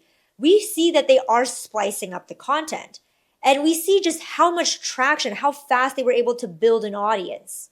Also, with the rise of these AI tools, it's always marketed to us like, wow, it's going to be so easy to repurpose your content. But this is kind of what I think. And this is the reason why I'm personally focusing in on one platform for right now. The thing is, I feel like a lot of people, especially new content creators, they actually do not know how to execute content at the level of skill that they need to execute it at to actually like get people to discover them and then get people retained so that they keep returning to them so that they can warm them up. I don't know why people think it's simple, but I'm going to guess it's because of the marketing messaging that's been surrounding this whole process. Like, grab the tactic, grab the blueprint, just content repurpose. But it's so much more underneath the surface. If we were to take, for example, Alex Hormozy or Gary Vaynerchuk's team, I mean, if we couldn't figure it out, there is a team behind them. There is a team running their organic content strategy. And within this team, there are certain specialists specializing for each platform. Because it's not as simple as, oh, I'm just going to content repurpose. Sometimes you need to make sure it's optimized for a certain platform. So we cannot possibly try to compare ourselves with some of these big players who content repurposing and having this omni-like presence where they're everywhere is going to work for us. Because for most of us, we do not have that level of manpower or resources to be able to compete like them. I've come across a lot of people who say, oh, it's going to be fine. I mean, like, okay, sure, it's not optimized for the platform, but it just takes me like 5 minutes to splice and dice this. But that is the thing. I feel like not a lot of people realize like how much energy you actually waste because of context switching. See, whether you think it's easy or not, it's still a process that you have to go to. But just think about how we are not robots, we are humans. So we have finite energy going into each and every day. And on top of that, because you need to context switch, every time you context switch, you are leaking energy. Just the fact of context switching is not even being used to like output anything. It's just to like context switch. So now, let's say your main platform is YouTube, okay? And you are trying to like really put quality into YouTube. Well, now you're tired because you've used all of this energy on all of this other tasks. So now when you go actually try to create good content for YouTube, your brain is not working. So even though you may be going through the motions of creating the content, well, you're not really giving it your best shot. And to reiterate, when you are an up and coming brand, you need to give people a reason to turn their attention to the underdog, aka you. If you're someone who you're still small, you do not have the brand leverage that a bigger player has. So you really need to showcase yourself in your content. And the underdog is usually this person who they're not complacent. They're willing to get things done and they're willing to give it their best shot. Because I know I'm coming into my industry, my niche fresh, I try to give it all I got in my free content experience now because I know that's what you need from me to trust me. And honestly, I do not know how people are on multiple platforms because me pushing out the content that I'm pushing out right now, I'm like, I can only focus on one platform. I really don't know how someone can do it on multiple platforms. Now, the next question is, okay, what platform should I focus on then? There has been a huge debate over quantity and quality, like what we just discussed, but also short versus long form content. And I really do see the merits in both.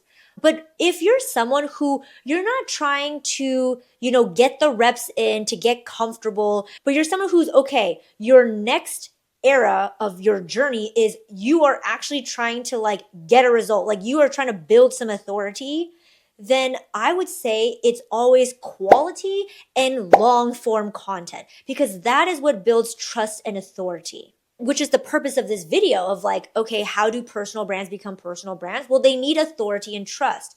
And really what gets it over the edge is long form quality pieces of content. Okay, so now we're going to go even deeper. Which platform? Obviously, I think you guys know I'm biased towards YouTube. See, the thing with Instagram and TikTok is that it is really good at getting mass brand exposure, right?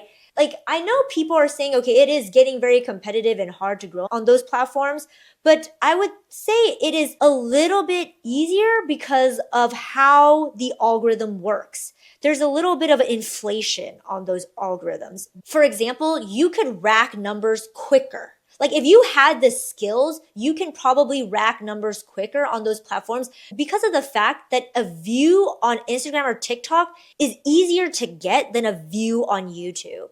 Like just think about it, right? On Instagram and TikTok, something's already counted as a view when it shows up on someone's feed, whether or not they want it to show up on their feed. With YouTube, someone needs to actually intentionally click on a video and watch it. So what I've noticed that this creates is that for Instagram and TikTok, it starts inflating the views, which has a couple of downstream concerning issues, such as sometimes I feel like a lot of people have a false sense of security because they're on Instagram and their TikTok and they see like, okay, I got like 100 or 200 views on a reel, right? But it's like those 100, 200 views are less committed than 100, 200 views on a YouTube video. Because you don't know if those 100, 200 views, like, did those people really care to actually watch your stuff? Like, it could have just, again, showed up on their feed. It's not intentional. They didn't care to watch it, right? It was kind of forced upon them. But with YouTube, a YouTube video, not a YouTube short, it is like they are intentionally clicking on the video. So that view, they're more like locked in when they're trying to watch that video. Secondly, I feel like on Instagram and TikTok, it is more of a doom scrolling nature. Like people are not very intentional when they're on Instagram and TikTok. Like I doom scroll, okay? So moments where I am doom scrolling, I'm just being exposed to so many new people, but honestly, they're kind of a blur. Like they're all looking like the same person, honestly, and sometimes like I follow them, but I'm not really following them, if that makes sense. Like I'm like, oh, interesting, follow, but then they didn't make a big enough impression on me for me to actually remember them. This is tough if you're really trying to build that brand authority. Whereas again on YouTube, because people are intentional when they watch something, therefore when they subscribe to you, they're very intentional when they subscribe to you. So there's a level of faster trust being built on YouTube, on a long form piece of content. So the next thing is, okay, going back, if you really do want to be on multiple platforms, like let's say that's really the brand that you envision, then I highly encourage you to focus on one platform first. Really build the skills and the muscle memories. Because I mean, I'm only speaking from my experience when I say, again, I literally do not know how someone could do YouTube and another platform and do it well. Like, I am still in the process of systematizing my workflow and making it a bit more effortless. If I had to like also perform on Instagram, oh my gosh, I would be just so overwhelmed and I think I would quit. Like that's the thing, I think I would quit. The only time I see it working for someone who's on multiple platforms, who's not running a huge team, is because they've already been through the journey. They've already mastered a platform. Like they already know how YouTube works. Like, and not even how it works. Like sometimes someone can know how it works. Like they've done a lot of analysis on this platform, but their bodies, like their physical body has no capacity to execute it at that level of speed. Like it's just not into the muscle memory yet. So that's kind of where I feel I'm at, right? Like I feel like I've studied the space for a while, but I've noticed what has held me back is my body sometimes physically cannot keep up with my vision of like what I need to do, of what I know I need to do. Okay, so now that we've went through kind of the big picture, okay, you gotta focus on one platform, perhaps focus on long form, perhaps just focus in general. What is the content now? Like, what do I need to put out? So like I mentioned, right, we're kind of in a different era. It's way more competitive online. And on top of that, there has been a shift in the algorithm from subscriber-based to interest-based. What this means is that it's a good and a bad thing, right? If you watched my previous video, I talked about how it has made it so it's easier for newer players to get discovered. Because before, when it's just subscriber-based, it's like really who's showing up on our feed are the people who we subscribe to, which is usually people from all the way back then, the first movers. So the first movers just keep getting bigger. So I would say this is a pretty good change in the algorithm to kind of like even out the playing field. But there's also a con to this. And that is that as viewers, we are being exposed to more people every single time. I have noticed that it's easier for me back then with the subscriber-based algorithm for me to really remember who I'm really keeping tabs on, who I'm really like coming back to tune into their content. Nowadays, because it's not a guarantee someone's going to show up on my feed, it is a bit harder for me to really remember who did I follow or who did I subscribe to. And this makes it really complicated if you're someone who's really trying to build that brand, you're trying to build that business, because it requires people to keep tuning back into you so you can really build that know, like, and trust. And honestly, I think this is even beyond email. I feel like a lot of people, they're advocating for email, like just have an email newsletter because email at least doesn't rely on an algorithm, which, okay, got that. But like, I'm also kind of like, if I was to look back at my own viewing and my own newsletter, email subscribing preferences, I am now at a point where I think I have inbox overload too. Now my inbox is overflowing with people that I kind of forgot, like, whoa, did I subscribe to these people? I literally don't remember them. So I think now we're moving into an era of like, we need to just master the real skills where we actually need to learn the skills of how to truly stand out and be memorable. So anyways, kind of going back, how do we create that feeling in our content experience where people want to come back? So there's really two types of brands you could come across, right? Like there's called the in and out content experiences. For instance, these are people where sometimes like you may have experienced where you had a video blow up. You got a lot of views in, but it didn't translate that much into subscribers. And therefore, it also didn't translate that much into repeat viewers. So that's what I call like an in and out content piece. It's usually something like off the top of my head, like the most obvious one is like, you know, sometimes we all have like how to reboot your MacBook. And then you go on YouTube and you try to find a content piece. And this content piece, it probably has like 1 million views. It probably has a super high click-through rate and a super high average view duration because it's like, I'm trying to get my problem solved. I'm trying to reboot my MacBook. But are you following this person? Are you subscribing to this person? And are you remembering this person? No, they were a disposable utility to you. You just needed to know how to reboot your MacBook. They didn't really give you a strong impression of them. So sometimes I've noticed people create content experiences around this type of in and out content. And usually I notice this happens is like when you are going down the keyword research rabbit hole of like trying to find these searchable long tail content topics to go after. But the topic itself, like how to reboot your MacBook, it's not really a topic where people can binge watch, right? Like it's a disposable utility. If you want to create a content experience that you want people to be a part of, to get excited about, to want to continue, it's almost like you need to bring some art and soul into this, right? Like you need to care. If we think about all of the really compelling content experiences, like series such as the Harry Potter series. I mean, just think about how much of a fan base and how much people are like on the edge of their seats for the next release, or the Disney universe or the Marvel universe.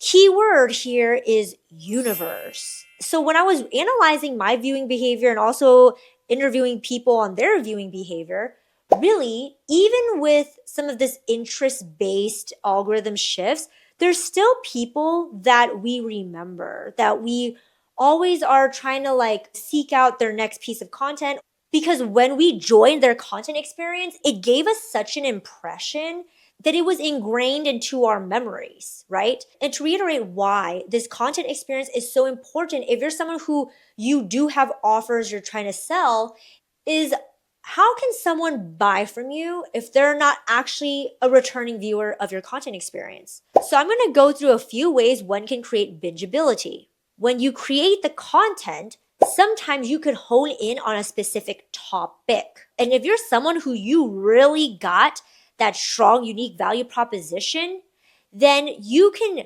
have the same topic keyword over and over again, and people will still tune in to watch. I am back at my computer to showcase an example of someone who went all in on a topic. And this is Dr. Ramani, whose channel is all about healing from narcissistic relationships.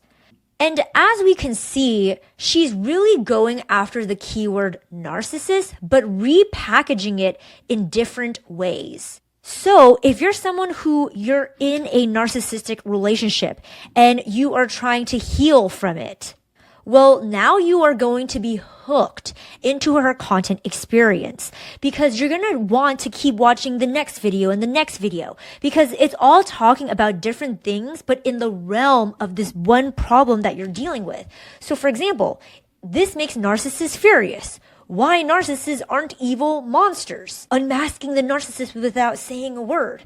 Like if I was in this particular situation and I came across one of her videos, I would think that the probability of me watching more of her videos would be high because she's always on topic, but she's going to talk about more problems within the same topic. You see how this creates a bingeability session? And the power of going after a keyword is now, as you can see, top channels for the search term, Dr. Ramani. So this is information gotten from vidIQ. So what this means is that the algorithm is now giving her more authority for this keyword, meaning that if any time they have a viewer on the platform and they need to pull a piece of content from the many channels that they can about narcissistic relationships, they are going to have a higher chance of pulling content from Dr. Ramani because she is someone who's established a lot of authority on this topic. Now, the next way is through format. So format is like, let's say you have a series where you're really good at taking a complex topic like large language models explained, or you could do like RAG explained. That is a format, right? And so people start relying on you for that format because you, like I said, develop the skills to be able to pull off that format well. So they remember you, maybe not for the top pick exactly, but for the format of how you make things really clear for them. Again, back to my computer because I want to show you another person who does format really well, and that is Oddly Specific Crystal. And she's actually a Gen Zer because the one thing I've noticed is that Gen Zers, they're really good at mastering their own signature format, and that's really what they lean into to stand out. Now, a lot of her videos has this oddly specific thing going on. But her strategy isn't going after a topic like what Dr. Ramani has done, because obviously oddly specific isn't really a topic. And as we can see, she's really talking about a lot of different things here, like what college major says about you, or how to use dating apps, or how to become a YouTuber, are you in a situationship? A lot of different topics. But what blew me away from watching a few of her videos, and I can see why she's gained traction, is that she truly delivers on her UVP, which is oddly specific, oddly specific. When she says it's oddly specific that she's going to answer this question on should you tell your crush you like them, you bet it is oddly specific. Essentially, she kind of delivers her information in this flowchart way where it's like, if you answer this, then we're going to go down this flow chart. And if you answer that, we're going to go down that flow chart. But what blew me away was literally how specific she got in her flow charts. I was like, wow, you have really thought about any answer in any universe of possible scenarios. And that combined with her almost comedic satire-like delivery, it just makes her really stand out from all of the other videos online about this topic. Now, the next way is through message. Message is intangible. I got that. But sometimes, even though you may not have the same format, you may not have the same keywords, topics that you're going after, but because when people step into your world, they have a sense that you really have a signature message that you're pioneering, they go on board, right? Okay, so back to the computer, because that is exactly the situation with Yoga with Adriene. She is someone who's in a very competitive, saturated yoga space. Now, she has leaned into the power of a message as a way to really create bingeability because she's not really honing in on a key word. If we can kind of go through all of her content, usually if someone's honing in on a keyword for like one of the physical exercises space, is usually like they're honing in on mobility yoga or something like that. But as we can see, there's kind of a variety of different yoga flows that she's going for. And so thus a vast variety of keywords. So I know she's not going after topic bingeability, or that's not really her hook.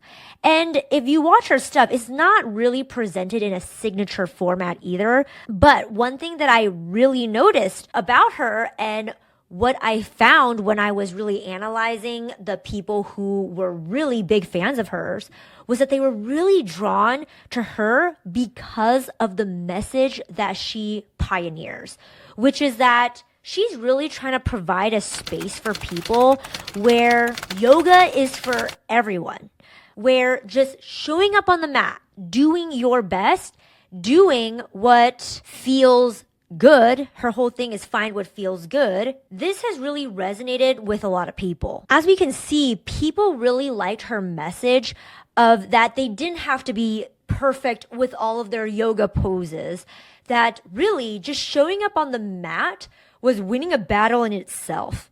And this is what makes people feel safe to continuously tune into her whenever they're doing a yoga session. The message that she's sharing that's different from all the other yoga gurus is that showing up for yourself is simply enough. So just do what feels good. So anyways, this is just a Reddit thread of, people just sharing like why they love Yoga with Adriene so much. Now, the next way is through a masterclass series. This is a little bit different than a TV series format because there's a level of sequentiality involved here, meaning it's almost like a mega course targeting a certain problem. I'm currently doing that right now with my Build Your Magnetic Brand series.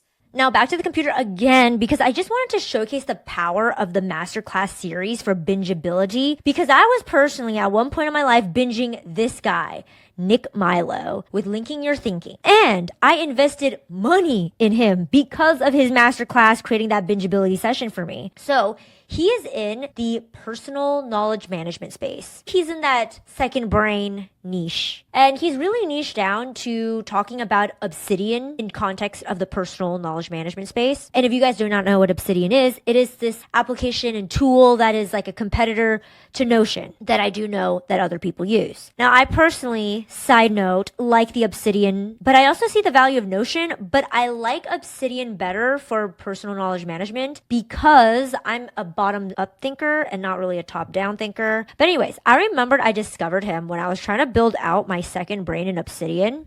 And if any of you guys have played around with Obsidian, you would know that it is very open-ended. Like there's just no structure at all. So I really needed help to like create some structure for this app. So when I came across his channel and I came across it through his Obsidian for Beginners masterclass of how to set up like Obsidian for a personal knowledge management system, I was sold. I really liked the way he explained things, and I just really liked his philosophy of personal knowledge management organization, linking your thinking. And so I binged his content. Like I watched all of this stuff while I was trying to set up my stuff. And I was like, I like it. I want to go deeper. And so I bought his course. So anyways, that is just to showcase the power of the Masterclass series and how that creates bingeability. I mean, as we can even see to this day, if I'm using the vidIQ extension, this playlist is still getting like 36 views per hour, just to showcase the power of the Masterclass series. The next is through an update or news series.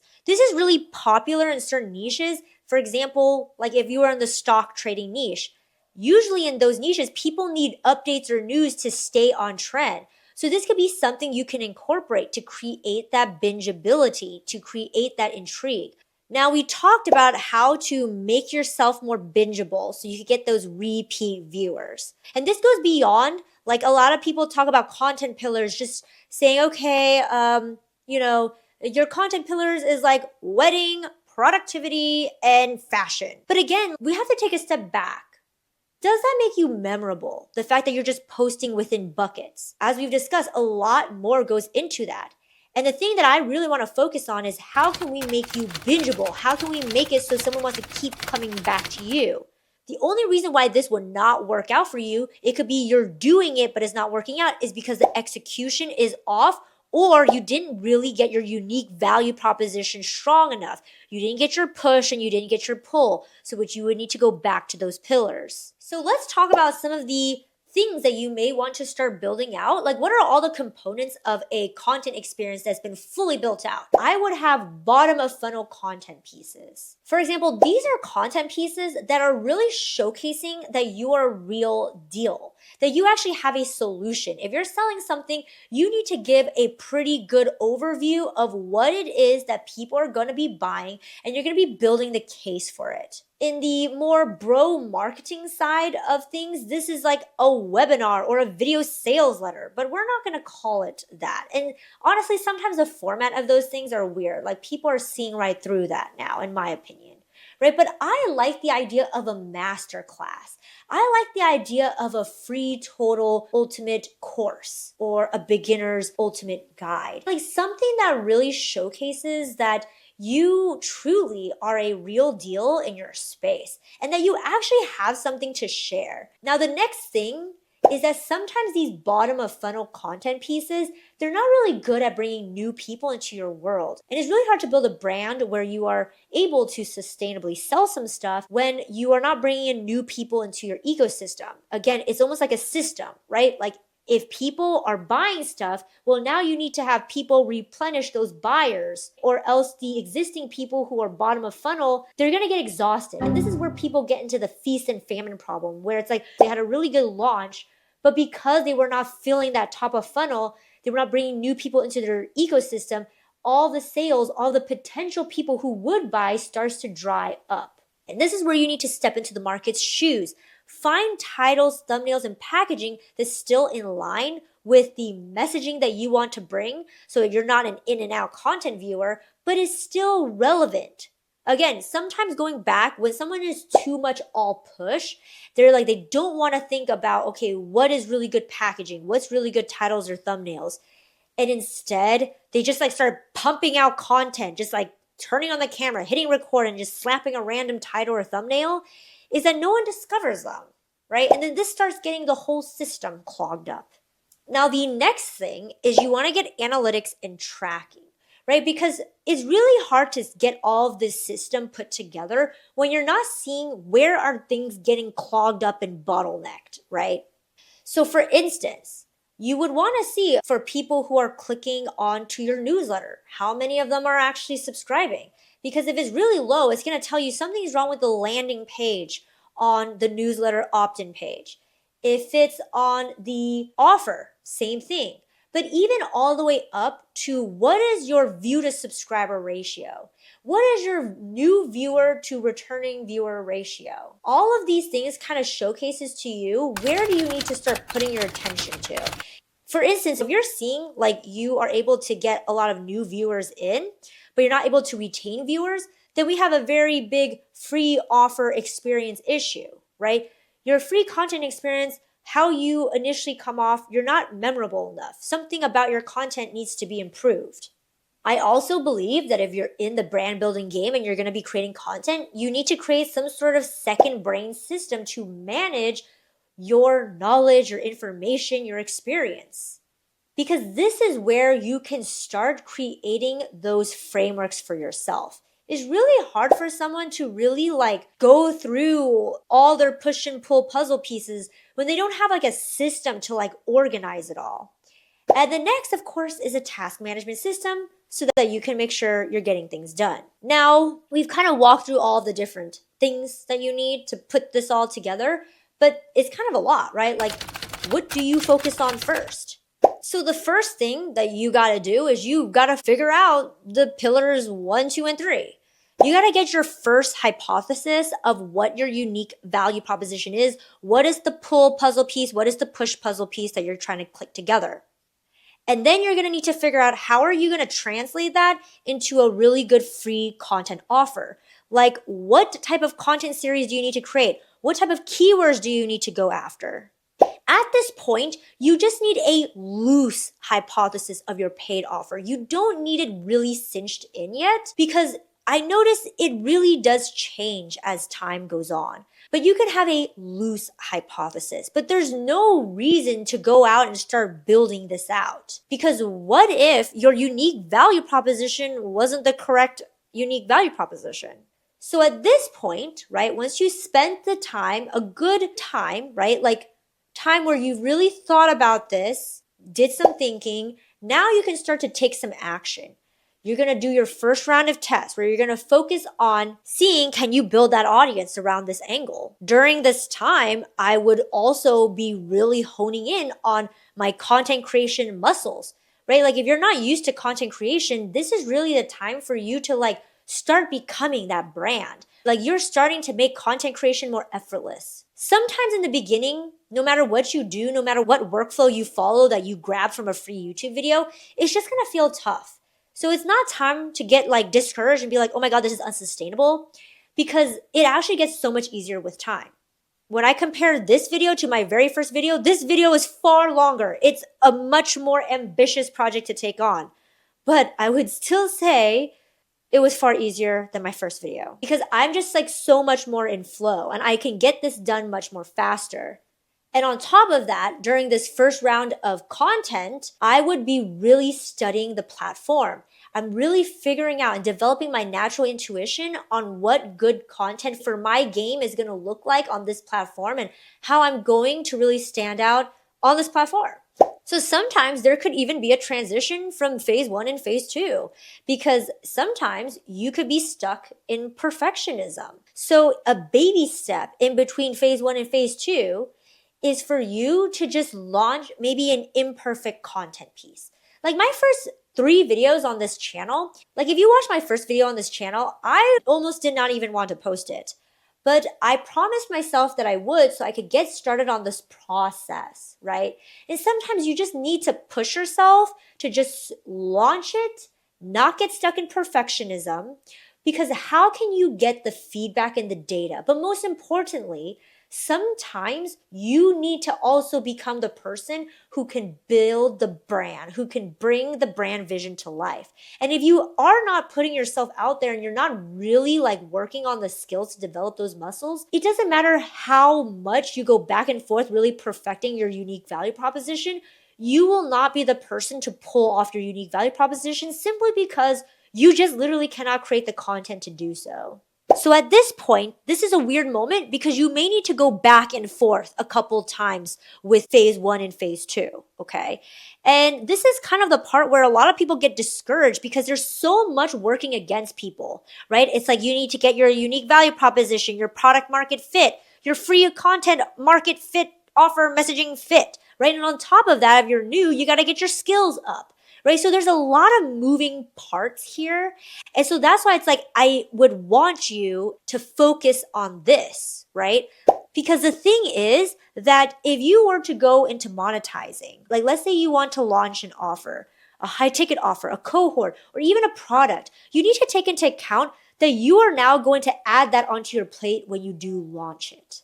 And so that's going to take you away from content. So if I know I'm going to have to take time off from content to work on a paid offer, then I'm going to want to make sure that when I do launch that, it is enough. Like I have enough traffic, enough systems coming in so that I give it the best shot I got. Like everything is very stabilized. I would be really focusing on, okay, have I perfected my video content creation skills, my packaging skills to be able to even just get people to discover me? Have I perfected my video content quality to even get people retained on me? I'm going to get this going until I'm hoping I would hit maybe 1,000 returning audience members, because at that point it's like, okay, I think things are of a decent, stabilized system.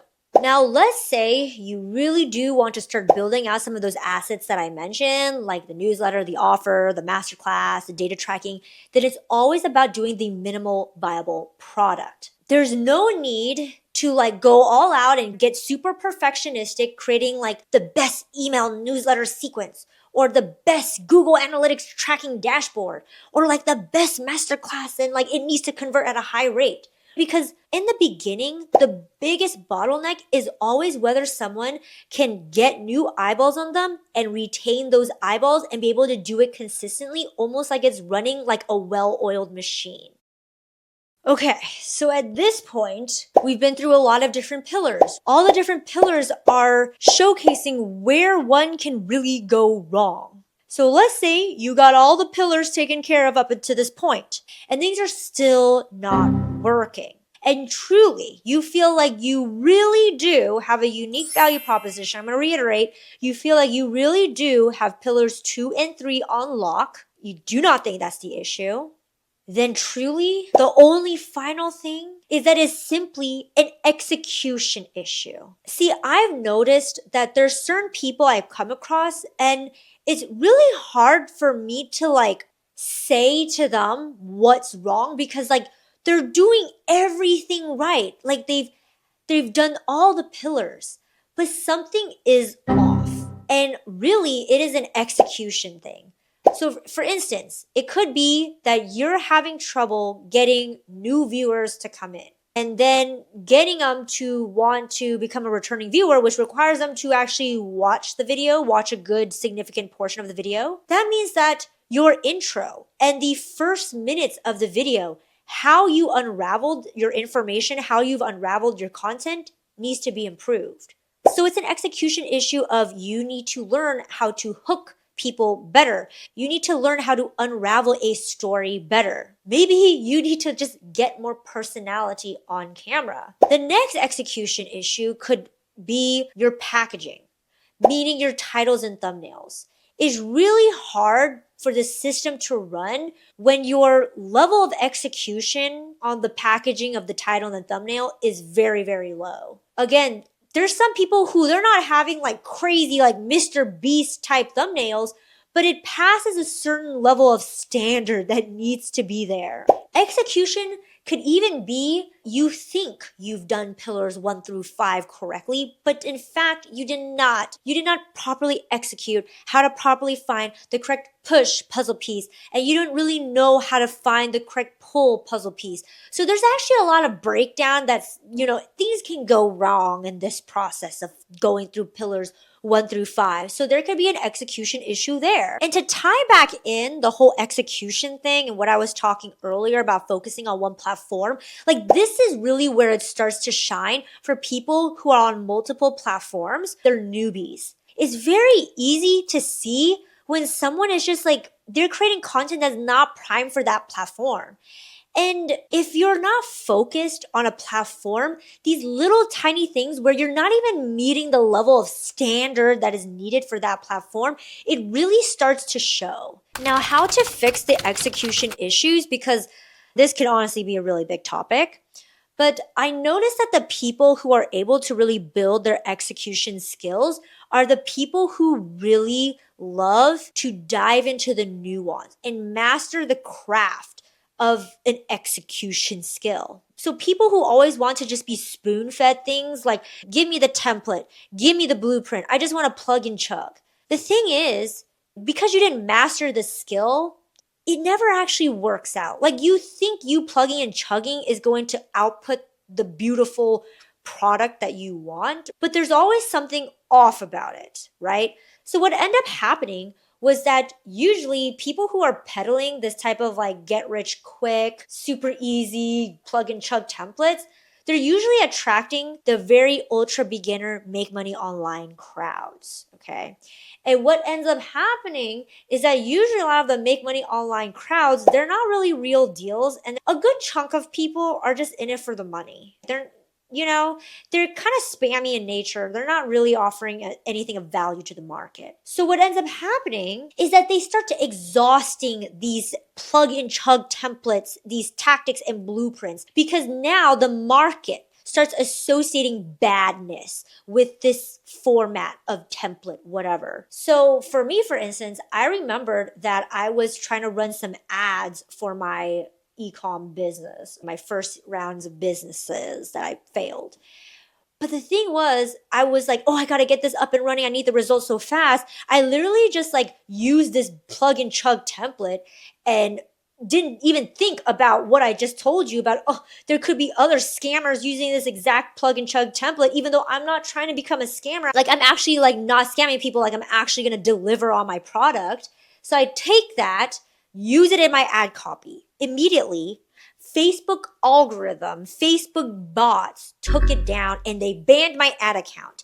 My only guess of why they banned my ad account was because they saw this pattern of like, all these like spammy people keep using the same template. Like, who are these people? Spam, let's get you out of this platform. This even goes beyond algorithms too. Like in the beginning days of my previous business that I scaled to 7 figures, I had to make a lot of phone calls to try to partner up with suppliers. Now, these are not like suppliers in China. Like these are actually established brands. Like I was trying to operate like a Target. I'm trying to like get brands to want to like do business with me. Like I'm trying to like get Jessica Alba's Honest brand to do business with me. There's a level of like, I do need to sell myself and pitch myself, and I need to get people to trust me. Anyways, took this program, followed a script, literally word for word, because they told me this script template would work, got on a call with this company to try to pitch them to join forces with me, and I got my face slapped over the phone, literally. This like CEO or CMO of marketing for that company, they were like, oh my gosh, who are you people? I'm so sick and tired of your calls. Stop calling me. Who do you think you are, you lowlifes? And I was like stunned, okay? Because this was actually one of my first calls just trying to pitch myself. And at the time, I was like, oh my gosh, how can I keep doing this? Like, this is brutal. Me getting my face slapped, okay? That was my first learning lesson of why sometimes me just blindly following a blueprint and not actively really thinking about, can I execute this well? This is how things go wrong. You could get your ad account banned. There's so many things that could go wrong that you had no idea that could go wrong because it's all indirect consequences, okay? So that's why I'm all about, like, when I actually learn how to do the thing, I actually learn how to build the real skills, that's when things start taking off because there's a lot of intangibles. So that's what I mean by, like, we need to move away from, like, always wanting to just, like, copy other people and paste other people's stuff and, like, actually learn how to develop these skills, okay? Because on top of you not, for example, getting your face slapped over the phone or getting the algorithm to think you are a bot, this is a skill that no one can ever take away from you. And not many people are willing to develop skills. So you're already putting distance between yourself and the competition. So to start doing better with execution, you need to improve your observational skills and your ability to deconstruct, okay? So for example, if your video content is not doing well, then you need to go start studying the competitors in your niche that's doing well. Think about it. Think about why are they doing well? Reverse engineer how they do their content. I would break down how did they do their intro hook? How did they set up their tips? What in the content is the tips? Like, is this competitive tips? If it's not competitive tips, but people still like it, also analyze why. The more you actually care and the more you geek out about this stuff, the more you will just do better. I've noticed that all these 6 and 7 figure entrepreneurs that I've talked to in my life, the big thing that I've noticed whenever we do talk is that we're always kind of geeking out. Doesn't matter what niche that you're in. There's a level of geeking out that's happening. Rarely has there been a situation where someone who's making big money and they're still in this game and they cannot even talk about it in a geeking out type of way. Because weirdly, it's a requirement. Like, you want to get the result, it's a requirement that you geek out about the process of building this business enough to the point that you're actually able to execute it better than most people. So that's really the biggest judge that I have. Like, if I had to, like, figure out who would probably win in this game, someone who had no existing skills or someone who had formal training in this, but they do not care about their formal training certificate, I would bet my money on the person who had no pre-existing skills, but all they think, talk, sleep about, doesn't even make sense. All they think about, all they want to talk about is this stuff, is the entrepreneurial stuff, right? They care enough about the process of being an entrepreneur. I know this person would run circles around the person who they're just here to get a paycheck. Now, I know this may be controversial and I know it doesn't sound like, ooh, so inspiring, but I do believe, like, in this online game, we kind of need to operate from a place of, like, we're guilty until proven innocent, right? Because like I mentioned, with all of the different issues with pull, markets are very skeptical now. Like, there's so many wannabes and so many Me Too's and so many content creators. And if what you believe is, like, you just need to be consistent and that's all, and be a hard worker and that's all, it's going to be really hard for you.